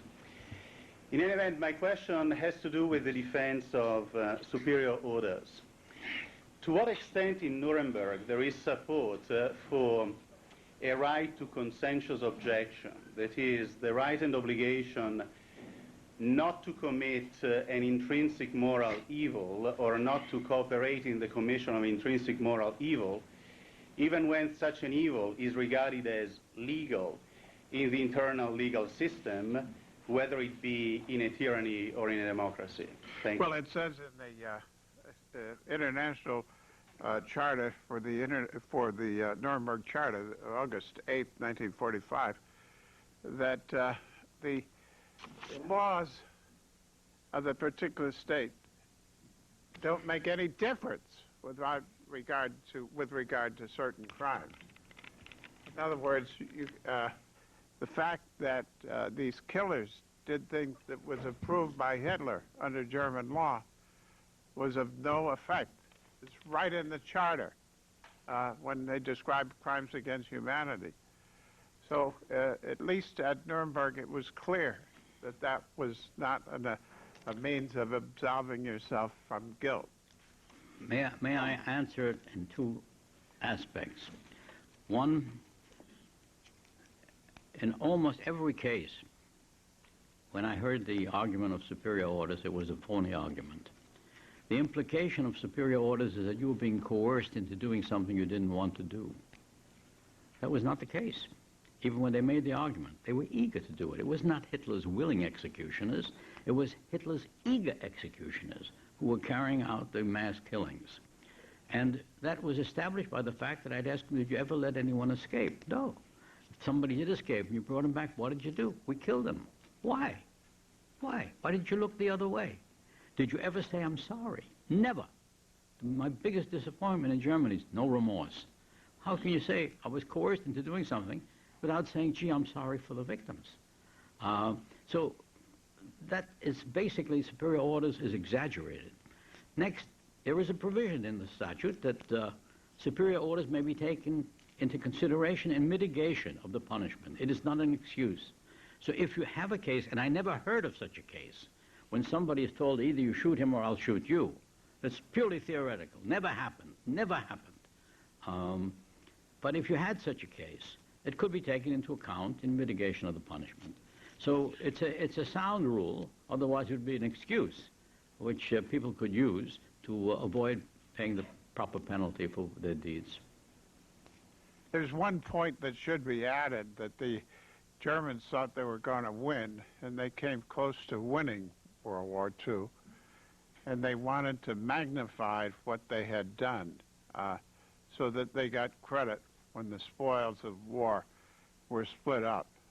So that dream got broken at Stalingrad, but it's a very important factor, and it does not excuse anybody.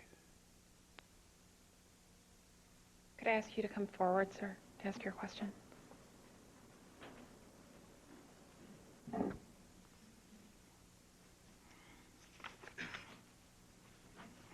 I'd like to thank both speakers. I've heard them speak many times, but I'm always very inspired by their knowledge, and particularly their overall understanding, in my view, and inspirational understanding of international law, and particularly the area of law that they are experts in, international criminal law. But I'd like to ask them to take advantage, although I know it will be a subject of panels later on, to take advantage of their lengthy perspective on the development of international criminal law, and to ask two questions, if I may. First, as you're aware, the president of the tribunal in Tokyo, Bert Rollins, a distinguished Dutch jurist who died about a decade ago, was very critical of the process and termed both Nuremberg and Tokyo victor's justice. How do you respond to that criticism, which I'm sure you're very familiar with? Secondly, I'm interested to know how you might be able to comment on the developments of international criminal justice between Nuremberg and particularly the ad hoc tribunals and the tribunal we're seeing today in Iraq. Do you see that as a continuing process? Do you think that there are better aspects in the Nuremberg process?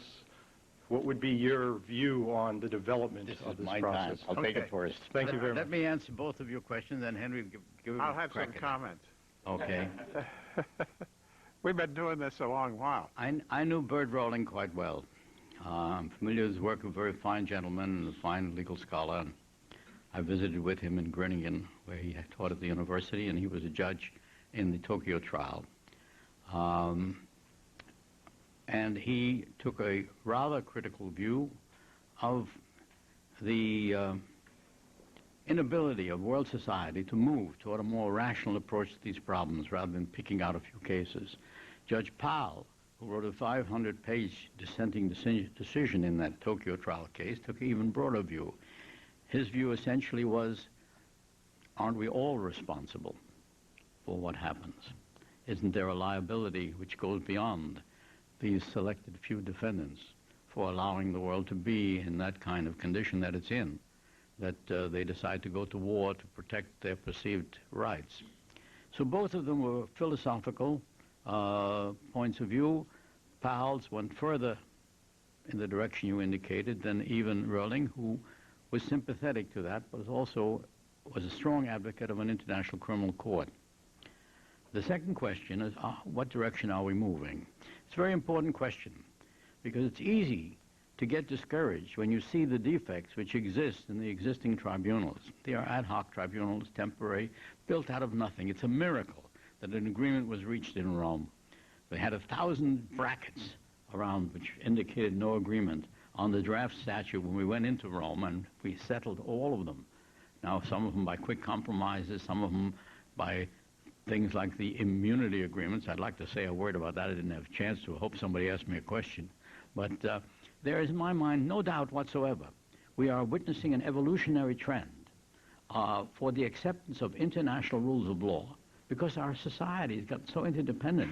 And now, with the communications revolution, you know, I've got 100 emails since I arrived here. I'm sure they come in. I'm digitized on some of the stuff. So we are having an evolutionary trend toward the acceptance of the rule of law of necessity. And these courts, which are defective in many ways, will be improved. And one of the great scholars of international courts, Shabtai Rosen, who represented Israel on most of these negotiations at The Hague, wrote an article in the Virginia Journal of International Law in which he said, whatever the defects are, we can fix them. These courts, the International Court of Justice as well as the International Criminal Court, will stand as shining lights of the achievements of our century. And I agree with that. So we mustn't be discouraged by it. We are making progress, but it's difficult and a slow process. I had a comment on that. I think on the victor's justice argument, what were the alternatives? You couldn't have the Germans try them. They tried it after World War I, and there were token convictions. It was a disgrace. The Swedish or Swiss had stayed out of the war, they were not going to get involved at this time anyway. You could execute them as Winston Churchill and Joseph Stalin wanted, and I think that Stimson, Henry Holt Stimson, and Robert Jackson stopped that. So we're here today because of what happened at Nuremberg. It was the only alternative, and it was done in a memorable way because the decision will live forever. You know, 5,000 years from now, they'll be reading that decision was very fair and organized. So I think that the concept of victor's justice is an easy challenge to, so a lot of good work that was done. And also 23 nations adhered to the Nuremberg principles at the time when there were the trials were taking place. So I discount victor's justice as an argument at Nuremberg, but I think that we could do more than victor's justice in other areas today. Thank you. We have a question in the gallery that I don't want to forget.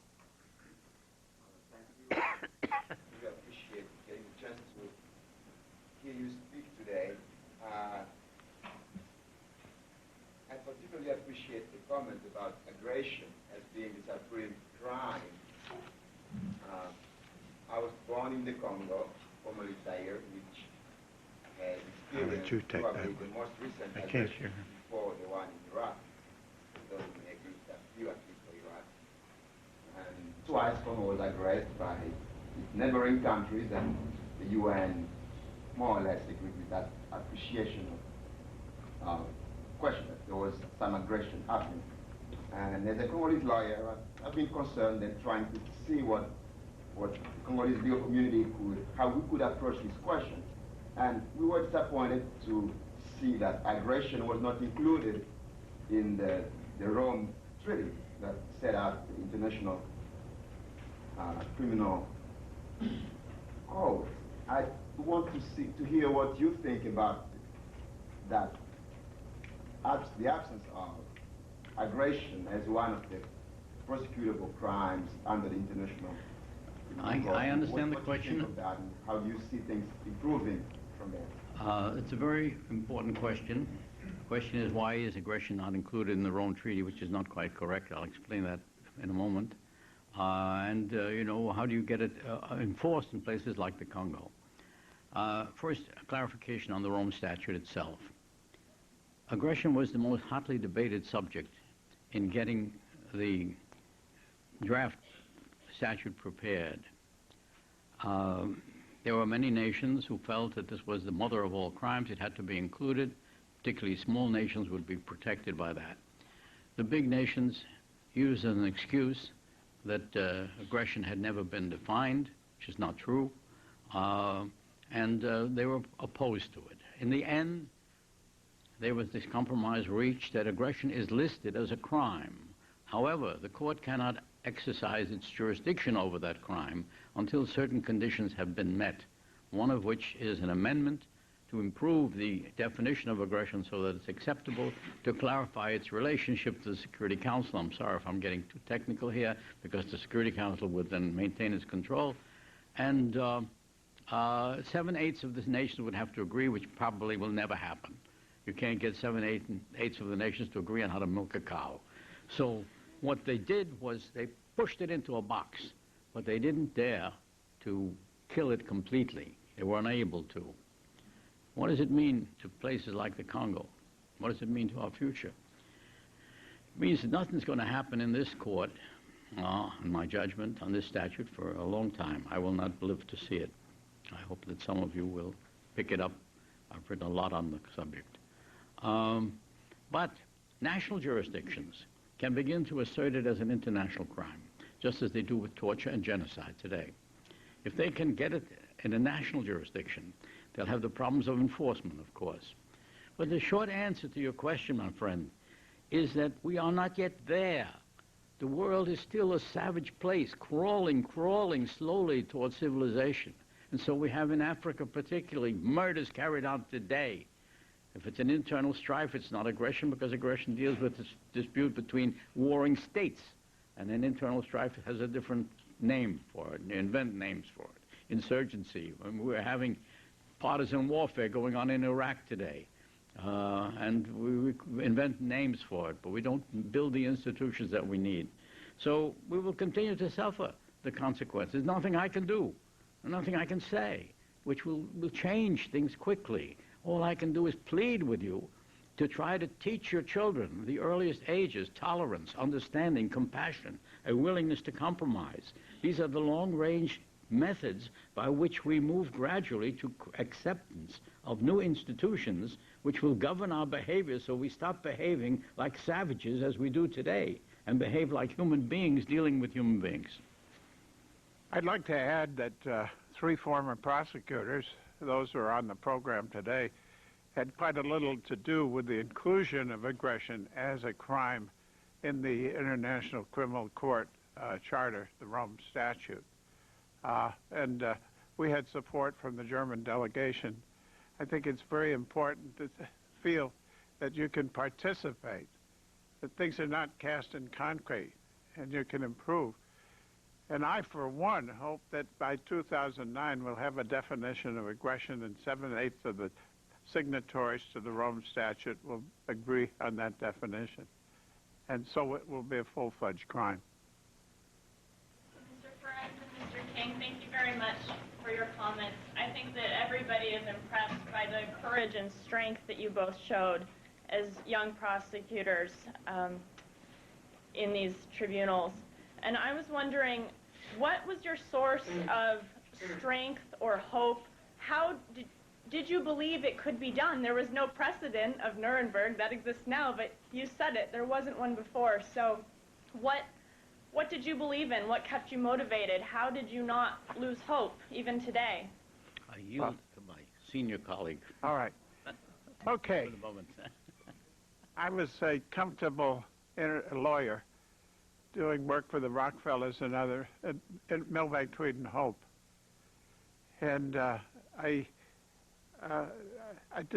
my wife was very aggressive on our participating in the world. She said there is a world out there we ought to participate.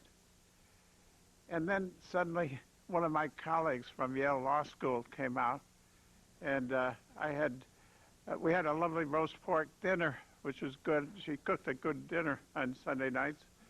And he announced that he was going to Nuremberg as a prosecutor. My wife wouldn't let me get to bed that night. She kept me up all night. The following day, I was on the steps of the Pentagon dealing with Mickey Marcus, who Ben mentioned. And it wasn't long thereafter that I was sailing past the Statue of Liberty, prodded by my wife, to a large extent. When I got in Nuremberg, I saw the effects of war, a city that had been obliterated. There just wasn't anybody around. People were living in hovels. Nobody was on the street. And I walked to the courthouse every day, and I got a sense of mission. This cannot happen again. That's why I'm here today. But I think that I saw the effects of war, made a deep impression. And when I got in the courthouse, I saw what the Nazis had done. In terms of the human experiments at Dachau concentration camp, which I worked on, and also the plans for aggression, the Hitler minutes of aggressive acts, plans for aggression. I'm going to declare war on Poland regardless of provocation at the first suitable opportunity. So I've been living and breathing it ever since, and I'm here today because of it. I just add a brief comment. My own reactions are similar, but I have suffered the trauma of being close hand to all of this, and that has certainly affected my thinking as well as my reason. And my Commander-in-Chief, General Eisenhower, whom I had high regard, also wrote when he was president that the only answer to war is to uphold the rule of law. And that has become my slogan, that law is better than war. And it seems so obvious to me that I have difficulty understanding why people would glorify war and mock law. We've got to turn that around, and I know that it's difficult. I've indicated so, but let's keep trying. What I'd like to add is the climate here was not particularly pleasant for Nuremberg. It's been turned around, as Ben says, since that time. And that's very important. In the long run, the people are going to prevail. I think we have time for one more question. I would like to know something about the conditions under which you worked as prosecutors there, to get a first-hand idea from people who were there. Did you have the materials you needed, the communications you needed? I mean, ordinary law practice can be catch as catch can. What must it have been like putting on these prosecutions under the pressures you had? You want to take it or I'll take it? I'll take it. You can take it and I'll take it too. Okay. Well, we're going to split. Okay. Well, we had staff of translators, interrogators, legal assistants. We had heavy intelligence support. And I think that the one thing we didn't have, I didn't have, was any supervision. I was just given 3 cases, von Brockovich, Guderian, and Milch, and told to go to work on those cases. And you had to be a self-starter at Nuremberg. And of course, that's when I identified myself. If I'm a self-starter today, it's because of that. But we had good support. The one thing is that I drove the secretaries crazy because I would work long hours, and they didn't want to share in a 100-hour work week, which is not unusual today. So, yeah, I thought it's just also that every night we went into the bar after the prosecution, after the courthouse, we went in the bar in the Grand Hotel where drinks, scotch, was 20 cents a drink. And, and that led to having more drinks than you would normally have. But for people who with a sense of mission, this was a perfect setup. I mean, I think that there are no limits what you could do. And so I identified myself. It was the first time I was ever in a courtroom. I'd never spoken in a courtroom before. I'll yield my reply time to the gentleman who's standing there. Fine, Ben, I appreciate it. Of course, we've been colleagues for many years. I was the person who brought the case against the Soviet Union in the effort to rescue Raoul Wallenberg. And I built on the precedent of the Nuremberg trials in my efforts.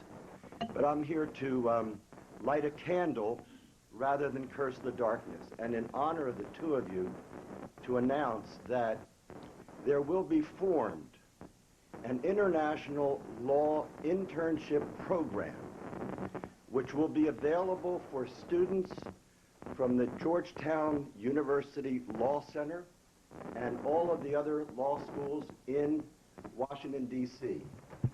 60 generous managing partners of international law firms have bestowed upon me at the IBA meeting in Prague this past September 60 opportunities to work abroad with high-quality, integrity law firms and lawyers. As a fellow graduate of Yale Law School, I had 3 such internships when I was at Yale, one in Israel, one in Cologne, Germany, one in Tokyo. So I believe in this in the marrow of my bones. So just to announce, and I have no interest other than to light a candle rather than curse the darkness, to continue, and maybe we'll call some of the fellowships the Ben Ferenz Fellowships, or other good people. Right now, we only have Jack Tate of Yale Law School. But my name is Morris Wolf. I'm going to be here for the day.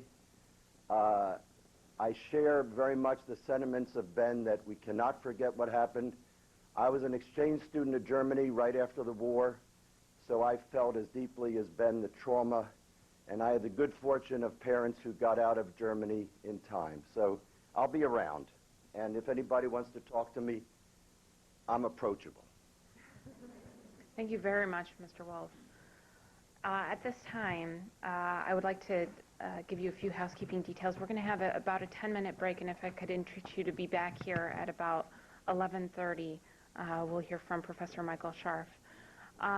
Also, the remarks made by Professor Henry King are now available at the registration area, and so I encourage you to pick those up. And the articles that Mr. Ferenz referred to in his remarks are available in the registration materials you would have received this morning.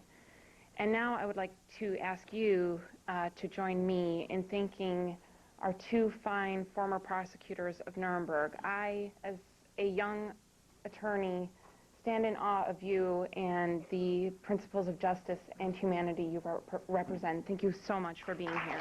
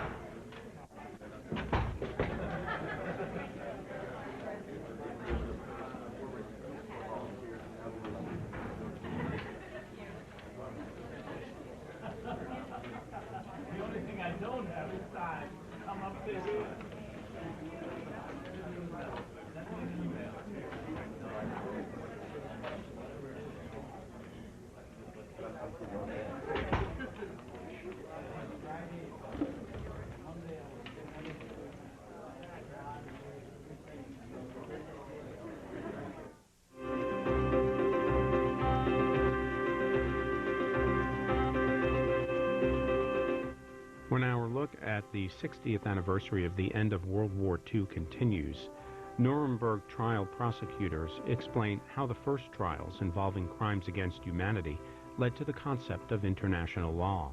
That's followed by the life of 19th century civil rights activist Kate Brown. That's followed by a tribute to the late Israeli Prime Minister Yitzhak Rabin.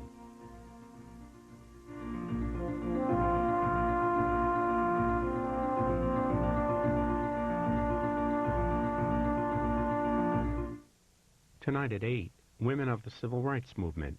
We start with a memorial service for Rosa Parks, who died in October, and later, the life and legacy of Kate Brown, a 19th century civil rights activist who started as a washroom attendant at the U.S. Capitol. The U.S. Senate is on a holiday break, but when they return next month, the Senate Judiciary Committee hears from Supreme Court nominee Judge Samuel Alito. The committee and Judge Alito begin opening statements on Monday, January 9th. Live coverage on the C-SPAN networks. The U.S. House and Senate have adjourned for the year. The Senate returns January 18th for the second session of the 109th Congress, while the House comes back on January 31st. One of the first issues to come up, a further extension of the Patriot Act. Some provisions expire on February 3rd, dealing with federal searches and seizures, wiretaps, monitoring email, and internet use. We also expect more work on the $40 billion budget savings plan, which has program cuts and revenue increases. The House may vote on that the day they return. Live coverage of the House on C-SPAN, the Senate on C-SPAN 2. The Nuremberg war crime trials introduced the concept of international law. Nuremberg prosecutors discuss how the idea came about. This portion's a half hour.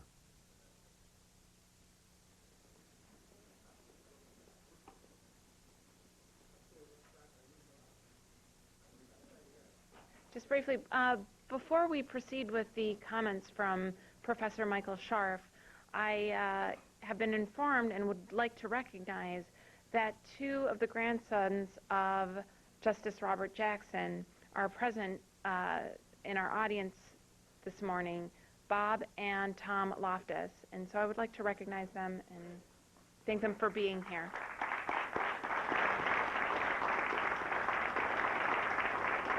I'd also like to thank the Jackson Center for co-sponsoring this event. Michael Scharf is Professor of Law and Director of the Frederick K. Cox International Law Center at Case Western University School of Law. From October 2004 to March of 2005, Professor Scharf served as a member of the elite international team of experts, which provided training to the judges and prosecutors of the Iraqi Special Tribunal, established to try Saddam Hussein. In February 2005, Professor Scharf and the Public International Law and Policy Group, a non-governmental organization he co-founded, were nominated for the Nobel Peace Prize by 6 governments and the prosecutor of an international criminal tribunal for the work they have done to help in the prosecution of major war criminals, including Slobodan Milosevic, Charles Taylor, and Saddam Hussein. Professor Scharf?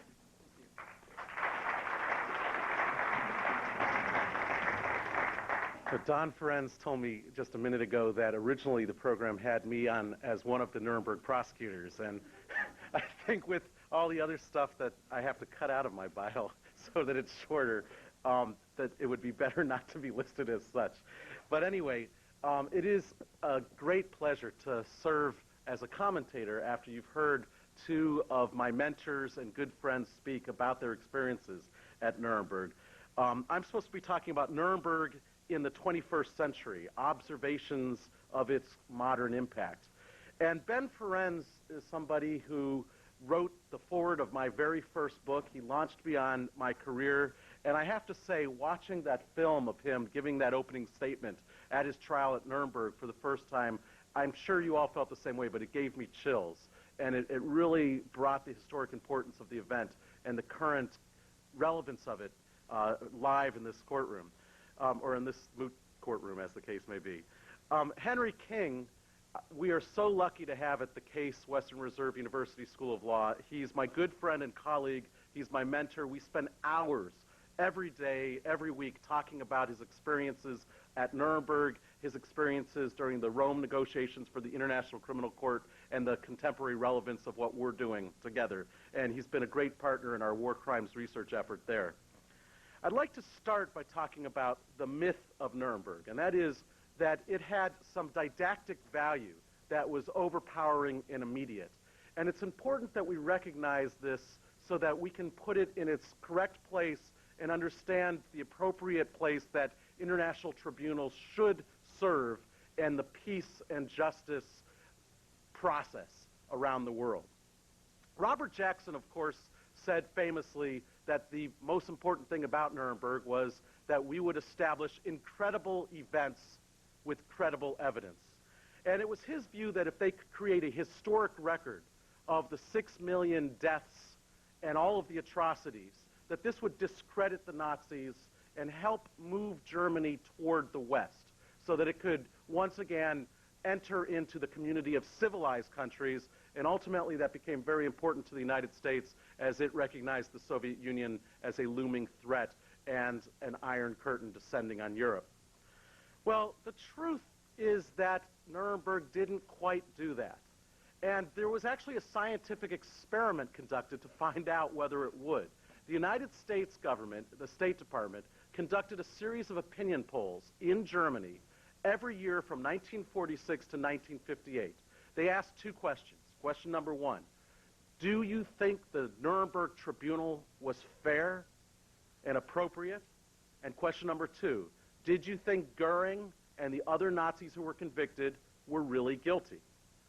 Now, if Robert Jackson was right, everybody would have seen the proceedings of Nuremberg. They would have read the transcripts of it, which were translated into German, and they would have recognized through this trial the errors of their ways, and they would have answered both questions that Nuremberg was fair and yes, these people were guilty.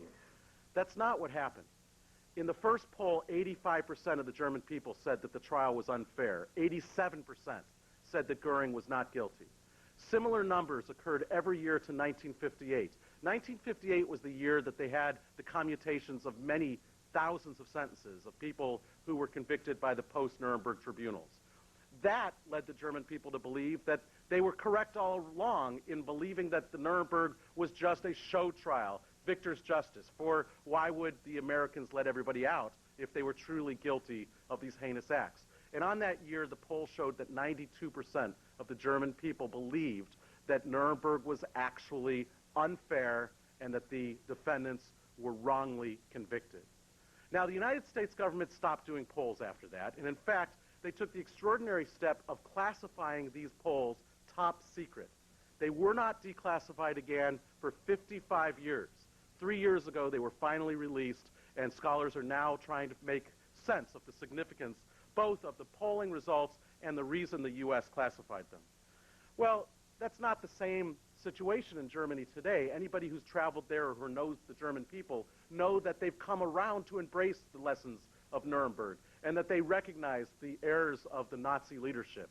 But it wasn't just the Nuremberg trial that did this. There were a series of other events and programs that together led to this transformation, and it took a full 2 generations to accomplish it.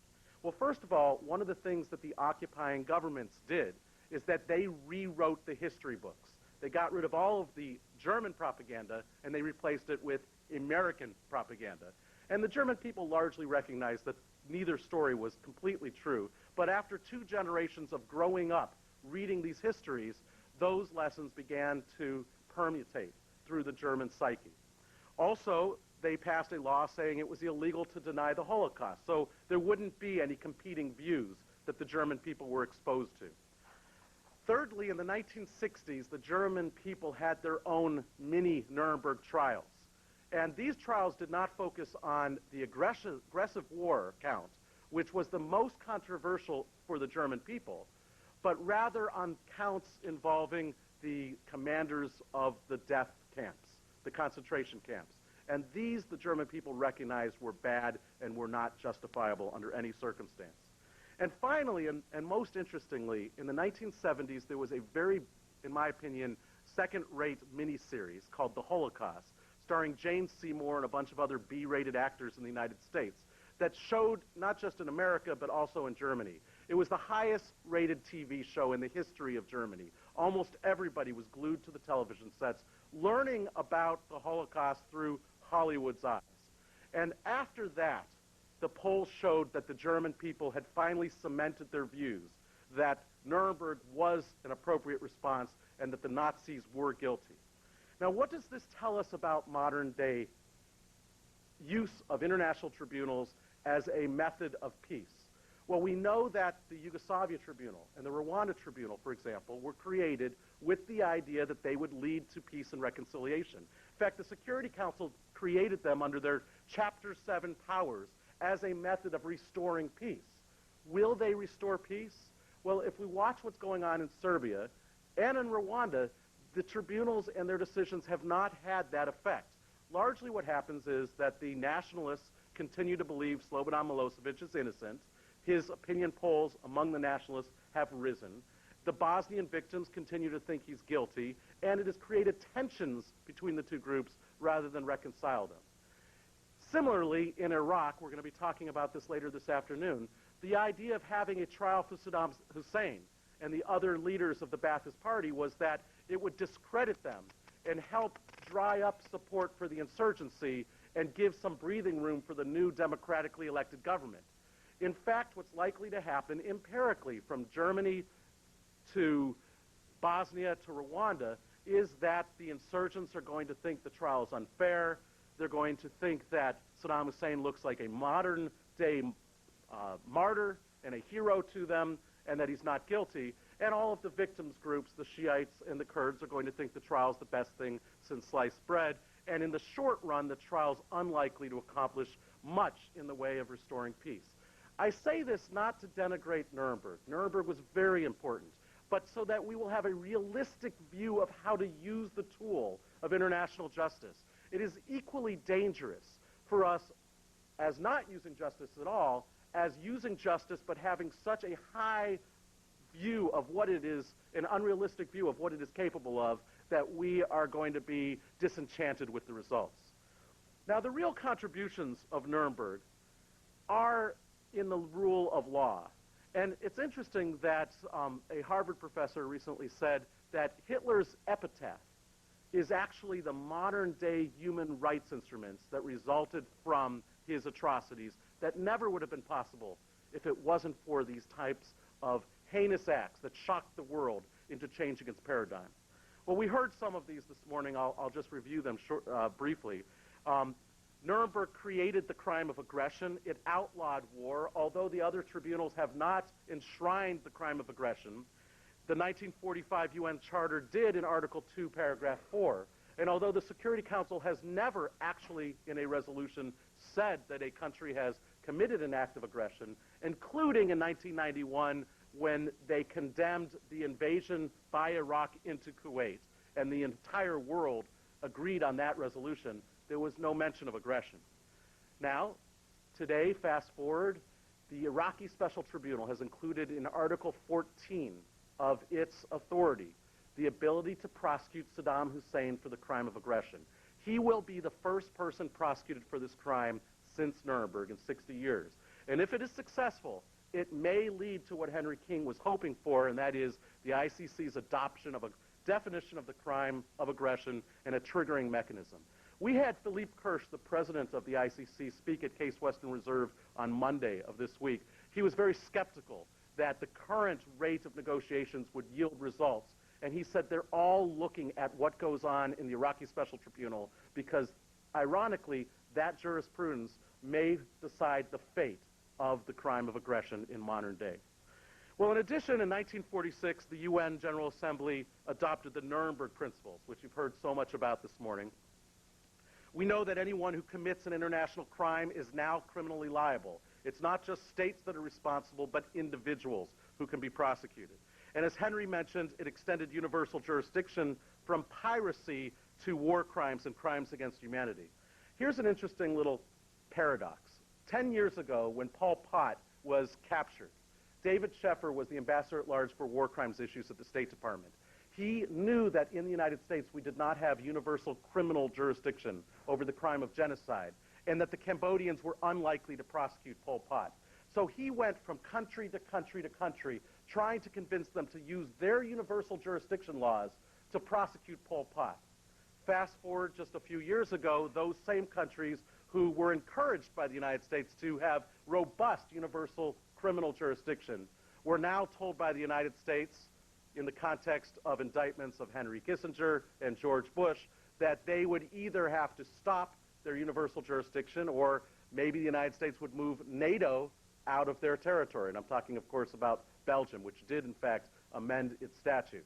Spain and other countries have not amended their statutes, and universal jurisdiction still exists on the books of many countries. Also, ironically, the U.S. is one of the only countries that has universal civil law jurisdiction. Our Alien Tort Claims Act and our Torture Victim Protections Act allows anybody in the world to be sued in a U.S. court.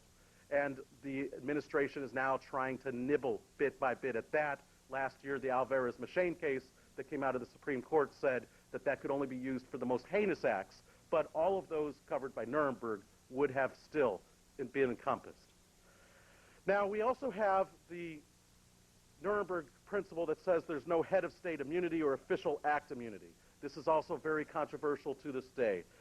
It's still unsettled. In the Pinochet case, the United Kingdom said that a head of state, who was a former head of state, still had head of state immunity for crimes against humanity. But if at the time of the crime it was covered by a convention like the Torture Convention, which specifically waived head of state immunity, then for those crimes, and only those crimes, were head of state immunity not applicable.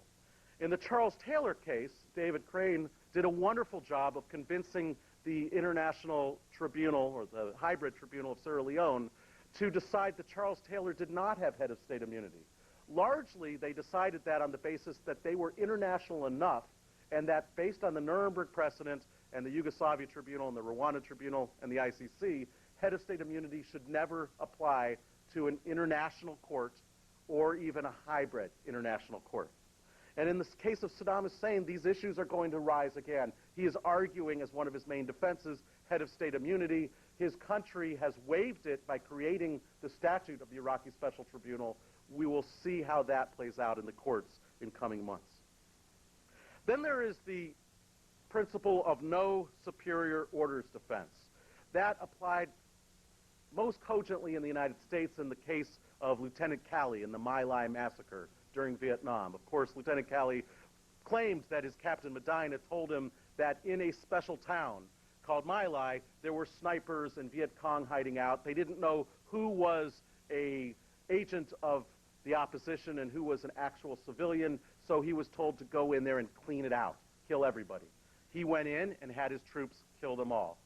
He was prosecuted, and at the prosecution, he said, hey, I was just obeying orders, and the tribunal said, based on Nuremberg, you cannot use as a defense that you were obeying a manifestly unlawful order. Interestingly, what Saddam Hussein has done to the town of Dujal, which is the very first case before the Iraqi Special Tribunal, has echoes of My Lai. He claims that that was a town that was aiding the resistance, that there were terrorists there who tried to kill him, that the only way to deal with it was to round them all up, take them to Abu Ghraib, and have them summarily executed. Ben says in his presentation that he never knows of, he's never heard of a case where someone really was told, shoot or be shot. Actually, there is such a case. Before the Yugoslavia Tribunal, a young, pimply-faced 18-year-old named Erdamovich appeared. He was charged with having lined up busloads of Bosnian men in a mass grave site, a big ditch in the town of Srebrenica. And he had a machine gun, and he machine gunned them down. And he testified that when he was done with his machine gun or when it overheated, he was given another one, and another one, and another one. And they asked him how many people he killed, and he said he didn't know, probably several thousand. Now, he said that at the time he didn't want to pull the trigger. And his general, who is yet to be prosecuted, who is still at large, General Ratko Mladic, went up to him, held a gun to his head, and said, you either pull the trigger or you stand over there with him. The Yugoslavia Tribunal recognized this principle from Nuremberg and said it is not an absolute defense. But they did use it, as Ben suggests, in mitigation, and he only served 5 years, and he is now out and about, and he's a big advocate for international justice. And he was also very useful in some other trials. Another principle from the Nuremberg principles that the General Assembly adopted was the one of fair trials. Remember, Robert Jackson said we must never forget that the record upon which we judge these defendants today is the record upon which history will judge us tomorrow. To pass them a poisoned chalice, as Henry reminded us, is to put it to our lips as well. Well, that principle led to Article 14 of the International Covenant on Civil and Political Rights, which enshrines basically all of the due process rights that we have in our Bill of Rights in the United States and internationalizes it. Every single modern international tribunal has adopted those rights, including the Iraqi Special Tribunal. Saddam Hussein himself are going to have the rights that none of his defendants or his victims ever had, that no one in Iraq ever had. But because they've chosen to use the Nuremberg precedent and these principles that have resulted from Nuremberg, around the world, international human rights law and rights for the defense has risen up. You also know from the earlier presentations that the 1948 Genocide Convention, the 1949 Geneva Conventions, and even the 1949 Universal Declaration of Human Rights would not have been possible if it weren't for Nuremberg. Well, after all of this, there was a hope that there would be a permanent Nuremberg. But this was dashed during the Cold War, and it must have been a terrible time for Ben and Henry, who were such advocates of international justice. Instead, never again became the reality of again and again. We saw a new era of impunity, such that a UN official said that an individual in the world stood a better chance of being prosecuted for killing one person than for killing 10,000, 100,000, or 1 million. This was an era where 5 million people were annihilated in China's cultural revolution, and no one lifted a finger or even mentioned the word justice. 4 million were murdered in Stalin's purges. No peep. 2 million were butchered in Cambodia's killing fields in the 1970s. Nothing. 750,000 were exterminated in Uganda in the 1970s. Again, silence. And 100,000 Kurds were gassed in Iraq during the 1980s, and it's taken 25 years for anybody to even mention the prosecutions of that. Well, then genocide returned to Europe in 1991 at precisely the same time that the Soviet Union had collapsed, ending the Cold War and reminding us of the importance of Nuremberg. That's where I came into this show. I was attorney advisor for UN Affairs, and I was assigned the role of helping create the Yugoslavia Tribunal, the first truly international tribunal since Nuremberg.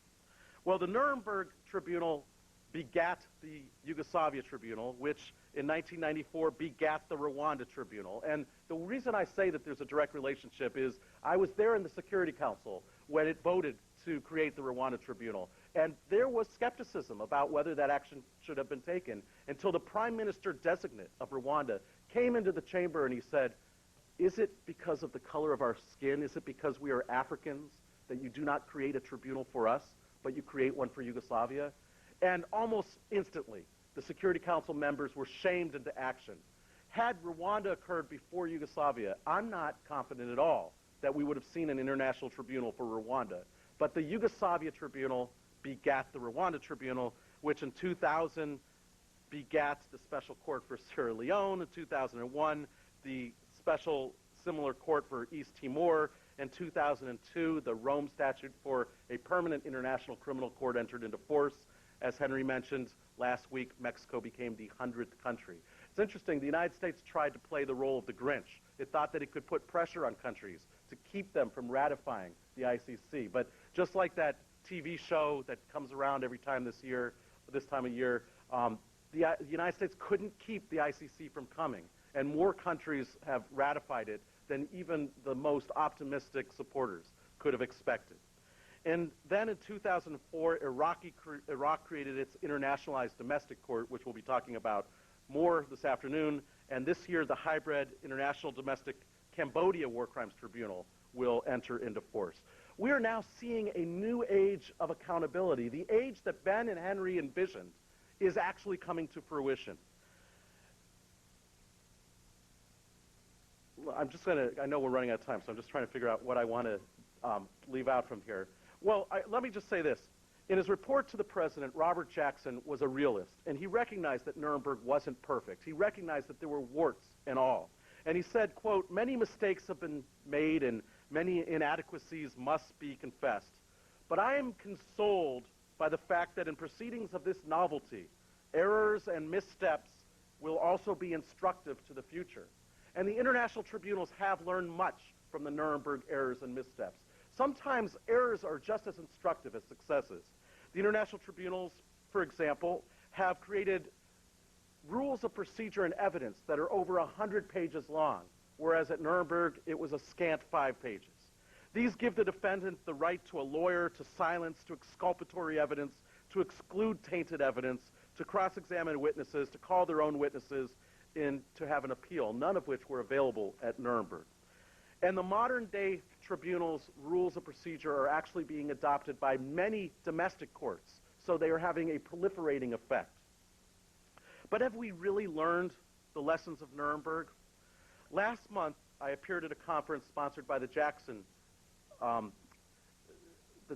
Center in Chautauqua, New York, and Abbey Mann was there. He was the person who wrote the Academy Award-winning screenplay for the movie Judgment at Nuremberg. Actually, this is a copy of the screenplay. Now, the movie, how many of you are aware of that movie or seen that movie? Oh, that's great. Okay, so all of you have seen it. You know it was based on the real-life Control Council Law number 10 judges trial. And there, the judges were prosecuted for acting as accomplices in the perversion of the justice system as a weapon against the Jews and other enemies of the regime. I want to take a minute, and Greg, forgive me because you've heard this invitation, but I want to take a minute to quote from that judgment from the movie that was delivered by Spencer Tracy, who played the presiding judge. And I'm going to do a little bit of a Spencer Tracy imitation. I've been working on this a little bit. But think about these words and their contemporary relevance, and I think it'll be a little chilling for you. He says, The defendant's record and his fate illuminate the most shattering truth that has emerged from this trial. If he and the other defendants had been degraded perverts, if all of the leaders of the Third Reich had been sadistic monsters, then these events would have had no more moral significance than an earthquake or any other natural disaster. But this trial has shown that under a national crisis, ordinary, even able and extraordinary men can delude themselves into the commission of crimes so vast and heinous that they beggar the imagination. How easily it can happen. There are those in our own country, too, who today speak of the protection of country, of survival. A decision must be made in the life of every nation. At the very moment when the grasp of the enemy is at its throat, then it seems that the only way to survive is to use the means of the enemy, to rest survival on what is expedient, and to look the other way. Only the answer to that is survival as what? A country isn't a rock. It's not an extension of oneself. It's what it stands for. It's what it stands for when standing for something is the most difficult. Now, reminiscent of the 1930s Germany, after 9/11, most Americans, including many of us in this room, across the political spectrum, began to feel that it would be appropriate for the United States to use unconventional methods in fighting the war on terrorism. The Bush administration responded by detaining hundreds of Americans without trial, imprisoning thousands of non-Americans without charges or access to counsel, and declaring that the suspected terrorists were falling in a law-free zone, not covered by the Geneva Conventions or the other laws that emerged from Nuremberg. Soon thereafter, shocking revelations of torture and mistreatment emerged from U.S. detention centers in Guantanamo Bay, in Baghdad, and in Afghanistan. Just this week, we learned that the United States has created secret detention centers throughout the world. And we learned last year that the United States was outsourcing torture to countries that were on our list of human rights violators. And in today's newspaper, the United Nations has condemned that. Echoing the much criticized American judicial decisions of the 1940s on the internment of Americans of Japanese citizenry and the confiscation of their businesses and homes, today's courts have once again deferred to the executive branch's judgments about what is necessary in the national interest, including a case decided by the newest Supreme Court judge, which is going to then be heard by his other 8 judges in the coming months.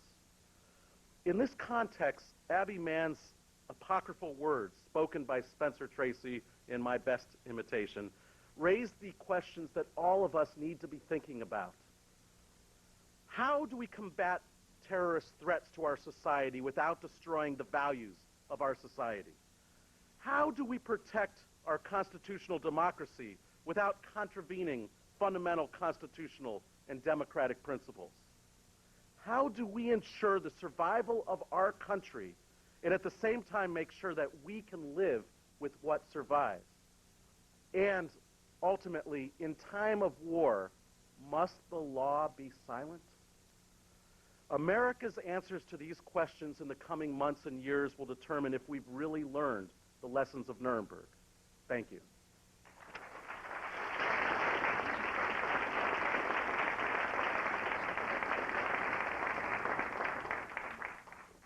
Thank you very much, Professor Scharf. In the interest of time, and given that Professor Scharf has agreed to speak with us again this afternoon, I'd ask you to withhold your questions at this time and reserve them for later. A few notes about lunch. There will be a boxed lunch in the BYOWITZ Center on the 12th floor, and Kathleen Ebner at the ABA is said to be the one with the key, so I would encourage you to follow her. Thank you very much.